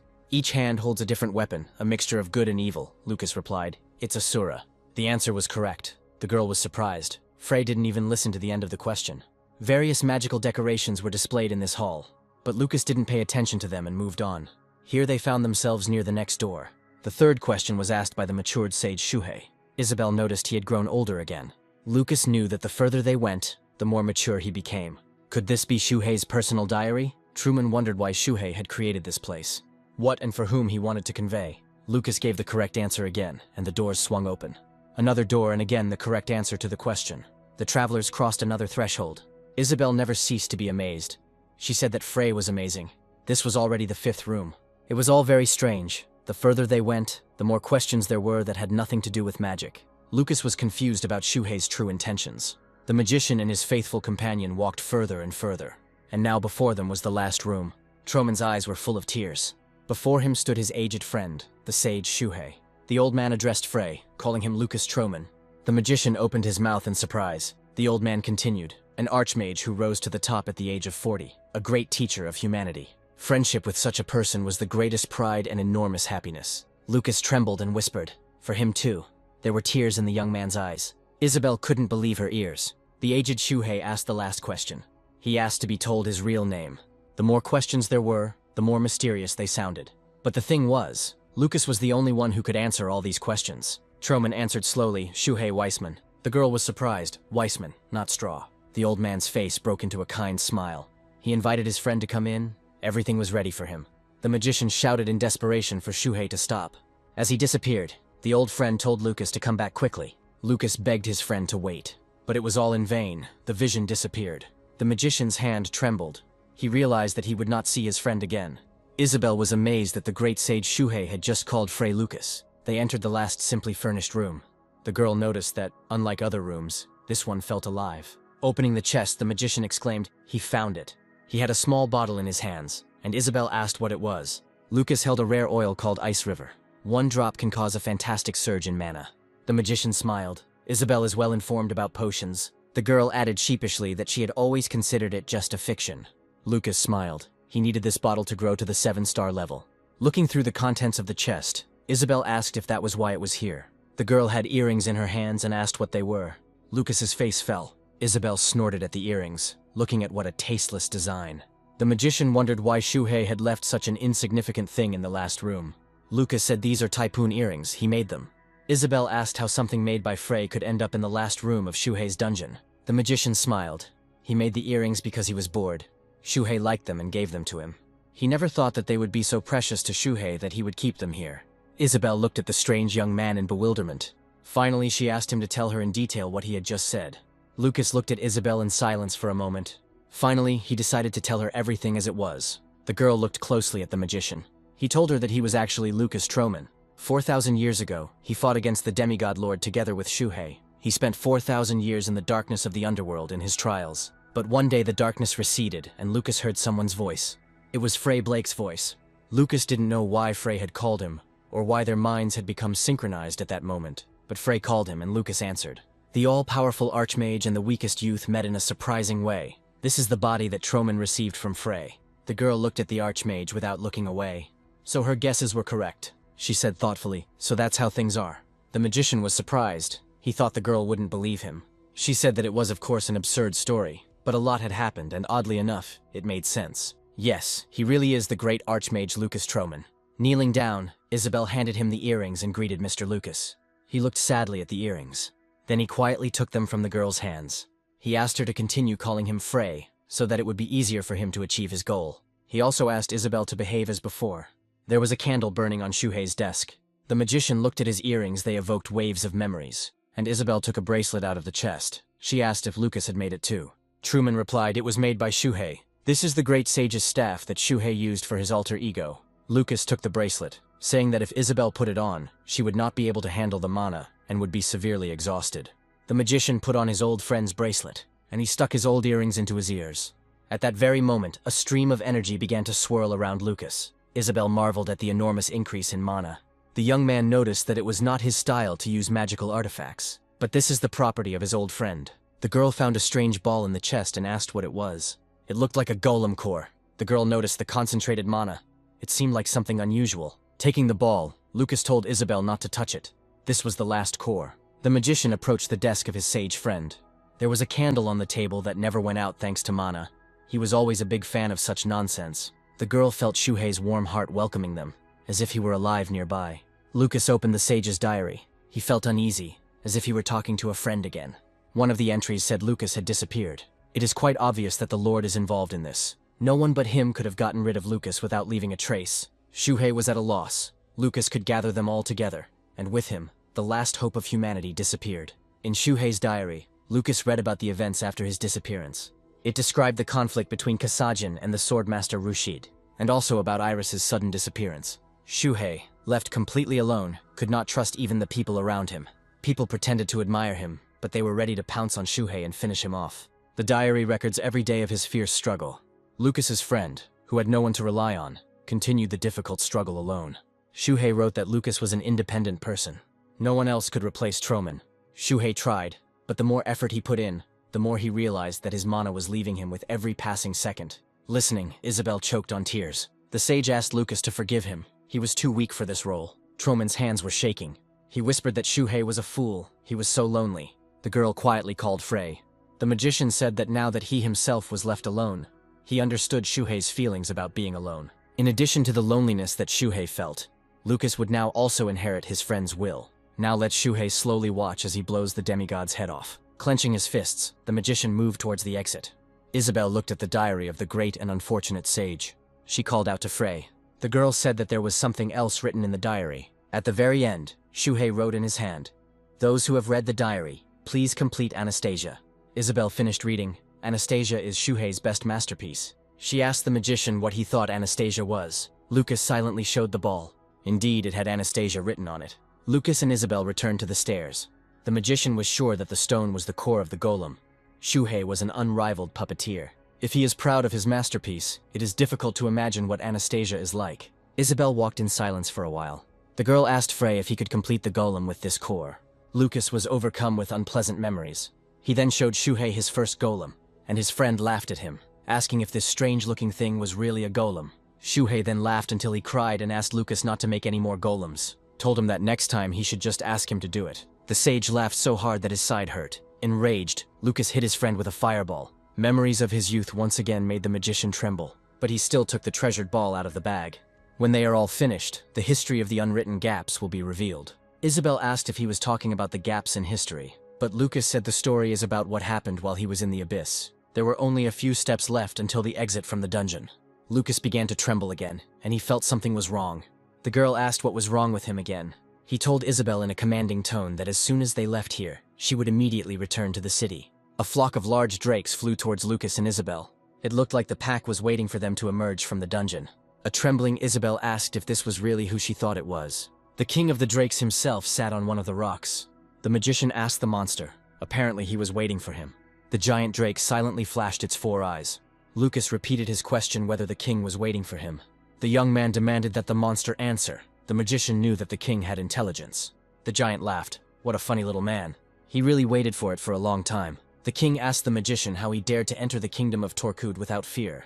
Lucas knew that Torque had noticed them in the forest, which is why he pretended and simply walked past. Isabel noticed that Frey's voice was shaking. She had never seen him so tense. The Drake King chuckled as he waited for the mage to emerge from the tree. The guy who went there had one good thing. The mage realized that the Drake was talking about the ice river. Lucas chuckled. So that's why Torque became so ignorant. He was hunting people near this dungeon. The monster had wickedly used his friend's dungeon as a trap to fill its belly. Lucas's eyes flashed and he said that Torque needed to be punished. Surprisingly, the Drake King did not laugh. He recognized that look. He had seen it before. It was Iris who ordered Torque to stay where he was when she spoke to him. If he dares to move after her, she will kill him. Torquard said he didn't like the way Lucas looked. The magician ordered Isabel to run, but the girl hesitated. Lucas said that he was not faithful to his victory. The girl stubbornly said that in that case, she would stay. Torquard said that the people looked very tasty. The Drake King wanted to eat them quickly. Lucas waved his hand, which was wearing a bracelet. At that very second, Shuhei's staff appeared in the magician's hand. The mage instantly attacked the giant drake. Torquard was hit in the face with a stone fist. The Drake King clearly didn't expect such a powerful attack. Troman shouted at Isabel in irritation, asking if she couldn't get the atmosphere. Calling his companion an insect, he demanded that she stay out of the way. Tears glistened in the girl's eyes. She pursed her lips and trembled with resentment. Pushing off the ground, Isabel shouted that she would be back soon. Torquard was surprised at how impudent the boy was. The Drake King belched a raging sea of flame at the mage. Lucas managed to dodge. The young man understood that this opponent was beyond his strength now. An enraged Torquard pursued the impudent little fellow. The huge drake belched out fire, trying to roast the mage, but Lucas managed to maneuver successfully. Despite Torquard's efforts, he was still intact. And then the magician realized that the king of the drakes was not so simple. A flock of large drakes surrounded Lucas from behind. Troman activated his old magical earrings. He then took advantage of Shuhei's staff. The magician's favorite ice spears began to whirl around him. To enhance the effect of the spears, the magician used another technique. A deadly storm wind blew towards the flock of drakes. The monsters bared their sharp teeth predatorily, but then the ice weapons rushed at them, bringing death. The pack of monsters scattered in all directions. Ice spears pursued and killed the drakes. Lucas flew away. He knew that he would have to fight off numerous drakes for a long time. Until the mage gets rid of Torquard, there will be no end to this. The Drake King continued to pursue Troman. The magician decided to try to blow up the monster he needed to calculate its speed and direction. Lucas threw a magic bomb 3 seconds before the explosion. Here is the charge right under Torquard, 1 second. The giant drake opened its mouth, preparing to attack the mage again. 0 seconds, it's about to explode. A powerful explosion occurred right under the monster's belly. A surprised Torquard was thrown back by the blast wave. Lucas looked at the monster carefully, and suddenly he heard the voice of Torquard. The king of the drakes was still alive. The giant said that this man was not bad. He correctly calculated the speed of the drake in such a short time and caused an explosion. The monster grinned. The approach was good, but the man had terribly little strength. Torquard flapped his huge wings and called Lucas an annoying insect. The magician cursed as expected. Torquard was too big. Right in front of Lucas was the evil Drake King Torqued, and behind there are a bunch of small drakes. What to do? This is such a dilemma. It seems there is no other way out. Maybe Lucas should drink the ice river he got from Shuhei now.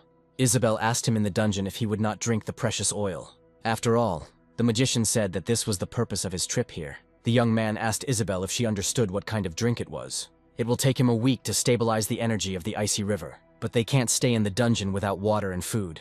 No, if he takes the drink now, it will be suicide. The mage maneuvered between the drakes, killing the small monsters. Suddenly, Lucas noticed that he had an assistant. The young man racked his brains to figure out who it could be. Torkud flew very close and opened his huge mouth. The magician cursed just a little more and he would die. Suddenly, the Drake King received a powerful blow. Lucas looked questioningly at his unexpected ally. It turned out that a phoenix had flown to his aid. The divine bird grabbed the drakes with its strong claws. The frightened monsters could not escape the fire deity. Small monsters were no problem for the phoenix. One by one, the drakes died at the phoenix's paws and beak. The magician was very glad that the phoenix was okay after being healed. An old friend greeted Lucas. An angry Torkud asked what this was, and commandingly shouted at the phoenix not to interfere with him. The magician told the phoenix to fly away. The Drake King is not someone the divine bird can handle. The phoenix's eyes flashed angrily. Despite the magician's warning, he rushed at Torkud. The phoenix crashed into the drake's wing, stopping its flight. Torkud chuckled, saying it tickled him. The young man asked the phoenix to stop. Torkud is resistant to fire. The Drake King is the phoenix's sworn enemy, and the mage asked his friend to fly away. Lucas shouted for the phoenix to listen to him. The noble bird looked at the magician, and he understood everything. Phoenix knows everything, but still wants to help. He is trying to buy Lucas time. The magician realized that the phoenix wanted Lucas to escape. Is he really telling Lucas Troman to run away? The magician sighed. He was so helpless now that his teeth were chattering with fear. But why does this happen? Not because this body is not his, and not because magic brought him back to the world after 4,000 years. Lucas's determination alone wasn't enough. The magician asked the phoenix for forgiveness he needed to learn from the bird. The young man quickly decided to take refuge in a cave for a while. In the blink of an eye, the magician found himself in cover. He had to hurry. He thanked the phoenix for reminding him not to stop. Death for Lucas is just another chapter in his life. Swallowing the drink, the magician asked the bird to give him a little more time. The empty bottle fell from the young man's weakened hands. He fell to his knees and the transformation began. Lucas felt a surge of hellish pain, his whole body tensed. Manga was contorted, and in an instant his hair turned white, like Shuhei's. Troman screamed, blood pouring from his mouth and eyes. Streams of mana burst from the Archmage's eyes, and he screamed in pain. The entire cave was filled with the raging energy of the icy river. A crushing stream of mana rushed towards the exit of the cave. Lucas slammed his fist into the ground, trying to stabilize his mana. But the body still did not obey. The mana was raging. The phoenix let out a loud battle cry. Torkud grinned. He and the phoenix were familiar. They saw each other a few days ago. The Drake King decided that today was a very lucky day. The escaped man was good, but the phoenix's inexorable life force was far more valuable. Phoenix remembered their last fight. Torkud noticed that the phoenix had no strength left at all. The giant drake offered the bird to surrender and become his food. The wounded phoenix was breathing heavily. Gathering its last strength, the divine bird screamed. There was an explosion. Torkud didn't understand what the hell happened. The Drake King chuckled. It was no use. Fire didn't scare him. But the phoenix was no longer on Earth. Torkud was angry. The bird ran away, but he was sure that he was in no hurry. While the phoenix is in the mountains of testing, it will not escape from Torkud. Having made a portal, the wounded phoenix found himself in the forest. Having fallen among the trees, he caught his breath. The fire deity was almost without strength. He urgently needed help. And suddenly the phoenix saw a familiar cave. There was someone there. Lucas, stroking the bird, realized that he had fought a strong opponent. The phoenix closed its eyes and spoke anxiously to the magician. The young man reassured him, saying that he could help the phoenix. The firebird reminded Lucas of old times. He said that his old friend had the same look as this phoenix. At that moment, the phoenix realized that he was not mistaken. His old friend, Archmage Lucas, stood before him. Phoenix screamed. This might be his last fight. He rushed at his sworn enemy with lightning speed. Torkud was surprised. He did not expect such courage from the bird. The Drake King swore, clicking his teeth. How dare a pathetic insect attack him? Phoenix did not retreat. The cave Lucas was in was covered with a crust of ice. The mage cursed endlessly, trying to control the mana flows. He made a decision, but he didn't think it would be so hard. Lucas's hands were covered in ice. He mentally addressed Shuhei, saying that he had wasted the life he had acquired. This tragedy was created by the arrogance and complacency of the magician. Lucas didn't have the strength left to digest this elixir. Maybe it was physical exhaustion, or maybe it was a lack of determination. And suddenly he felt that the energy was returning. Suddenly it became warm. Opening his eyes, Lucas saw Isabel. She told the magician to lie still. The girl smiled. He had said that you needed to eat well to digest the ice river. The magician was surprised that she had already been to the city and returned. Isabel recalled that he had said earlier that he was alone. It was in Shuhei's dungeon that Lucas said he understood his old friend.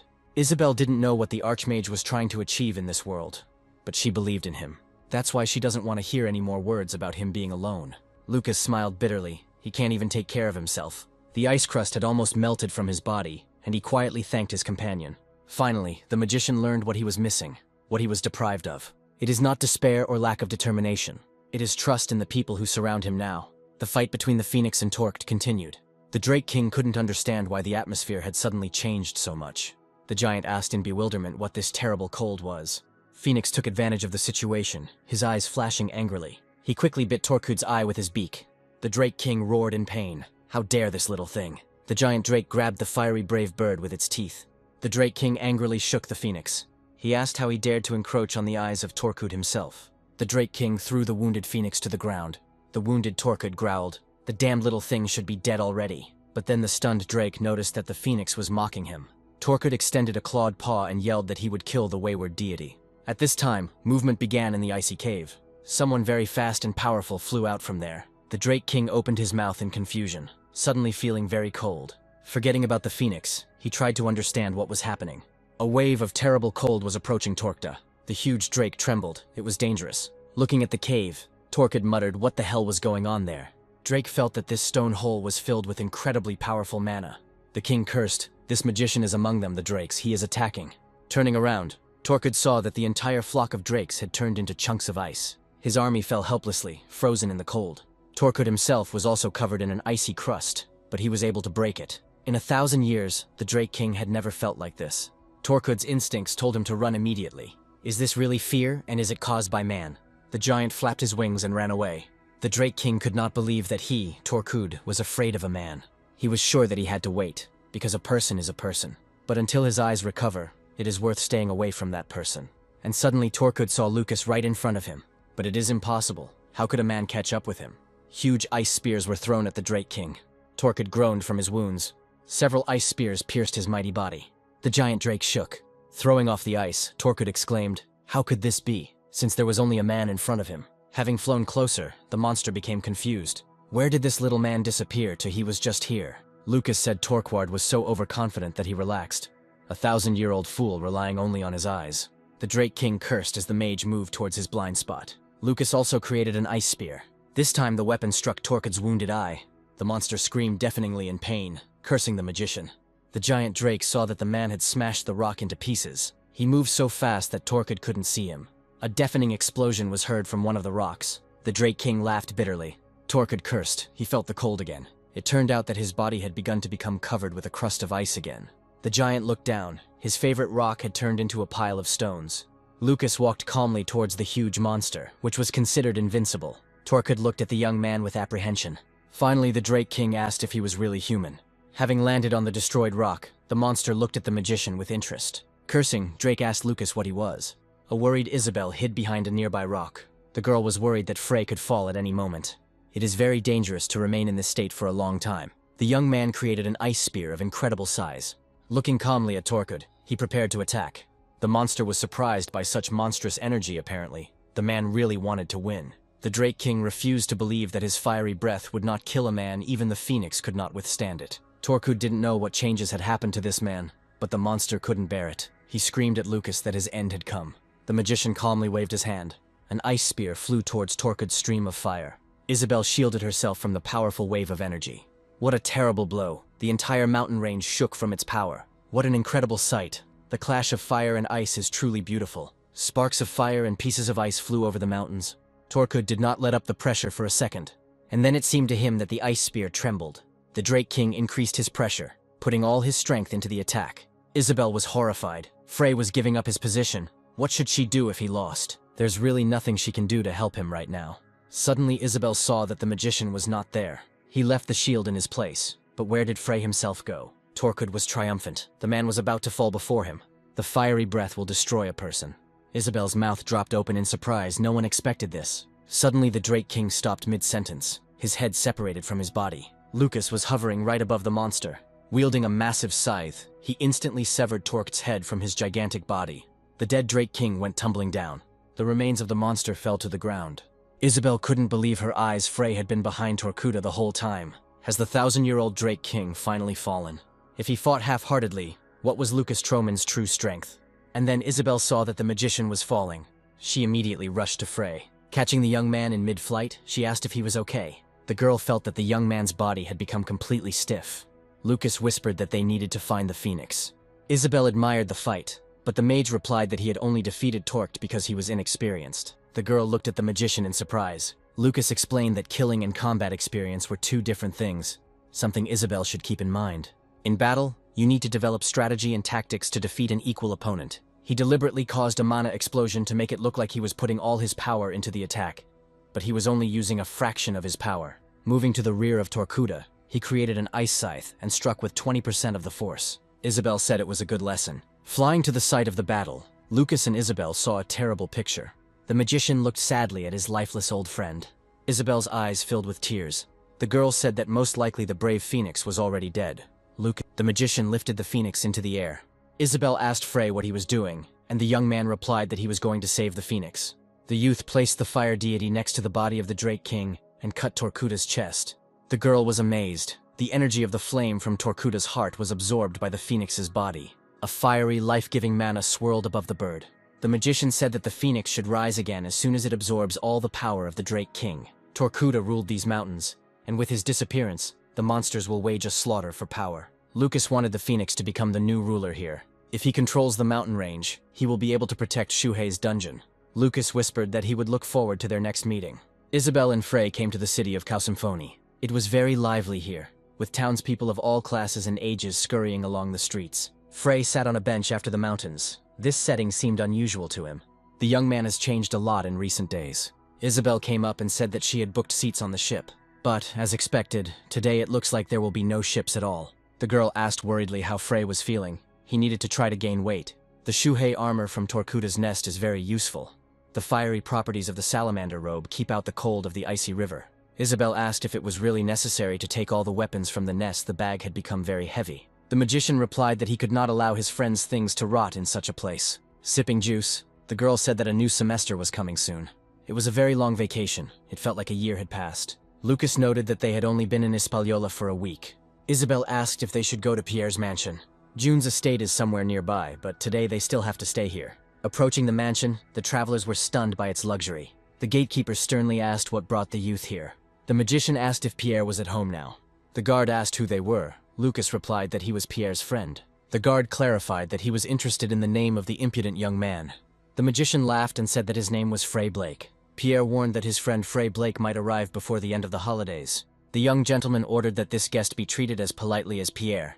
Freya was ordered to be greeted with the greatest courtesy. It turns out that this boy is a friend of the young master. At this time, a carriage pulled up to the gates of the mansion. The guard exclaimed, "The lady is returning home." A luxurious gilded carriage stopped in front of the gate. Isabel and Frey looked at this miracle of luxury with interest. The door swung open and a dazzlingly beautiful girl appeared from there. With the help of the coachman, the girl got out of the carriage and asked what was the matter. Frey noticed that the young lady was remarkably similar to Pierre. The guards greeted Lady Lelia with admiration. The gatekeeper reported that his friend had come to see the young master. The girl looked questioningly at the young man, wondering if he was really her brother's friend. And then she realized who was in front of her. Apparently this is Mr. Frey. She heard a lot about him from her brother. And the girl apparently is Isabel. Frey's companion asked in confusion who was in front of them. The beauty smiled. She is Lelia, Pierre's sister. She invited the guests into the carriage. She would take them to the main building. Isabel whispered that this girl was so beautiful that it took her breath away. The guard tried to stop the lady, because they did not confirm the identities of the guests. Lelia looked reproachfully at the servant. The guard blushed deeply under the piercing gaze of blue eyes. The guard stood at attention and asked for forgiveness. The gates swung open and a carriage rolled out, bearing the name June. Lucas looked around curiously at how big this mansion was. Pierre's sister looked at the guest very closely. The magician asked the girl why she was looking at him like that. Lelia said that Frey was a little different from how his brother described him. His hair is white, but Pierre said it was gray. The young man replied casually that a lot had happened since then. The girl smiled and said that her brother's friend could speak to her informally. Lelia really wanted to get to know this unusual young man better. Isabel was horrified and kept nagging Frey. Pierre's sister asked, since she and her brother were studying at the same academy, how Frey treated him as a student. The magician replied that he was a first-year student and Pierre was a second-year student, and that they did not clash academically. Lelia thought that this young man was 2 years younger than her. Is Pierre really friends with such an ill-mannered guy? Finally, the carriage pulled up to the main building of the estate. Lelia and the guests walked towards the house through a luxurious park. Not far from home, the campaign was met by Pierre June himself. He laughed. Frey finally arrived. But why so late? We had to wait for him for a long time. Pierre asked his friend if he had finished his business. Frey nodded. Young Jun asked what happened to Frey's hair, and he laughed it off, saying he had changed his image. The magician admitted that he was tired and hungry, and Pierre guessed this. Lelia watched her brother with interest. She had never seen Pierre so excited. Young Mrs. June sighed sadly. She capriciously told her brother that she was here too, but he couldn't see her. Pierre laughed and exclaimed that it was impossible that he had not noticed their princess. The magician frowned. It was unpleasant for him to witness the squabble between brother and sister. Finally, Lelia turned and left, wishing everyone a good time. Pierre apologized for the scene. He still didn't understand what he had upset his sister about.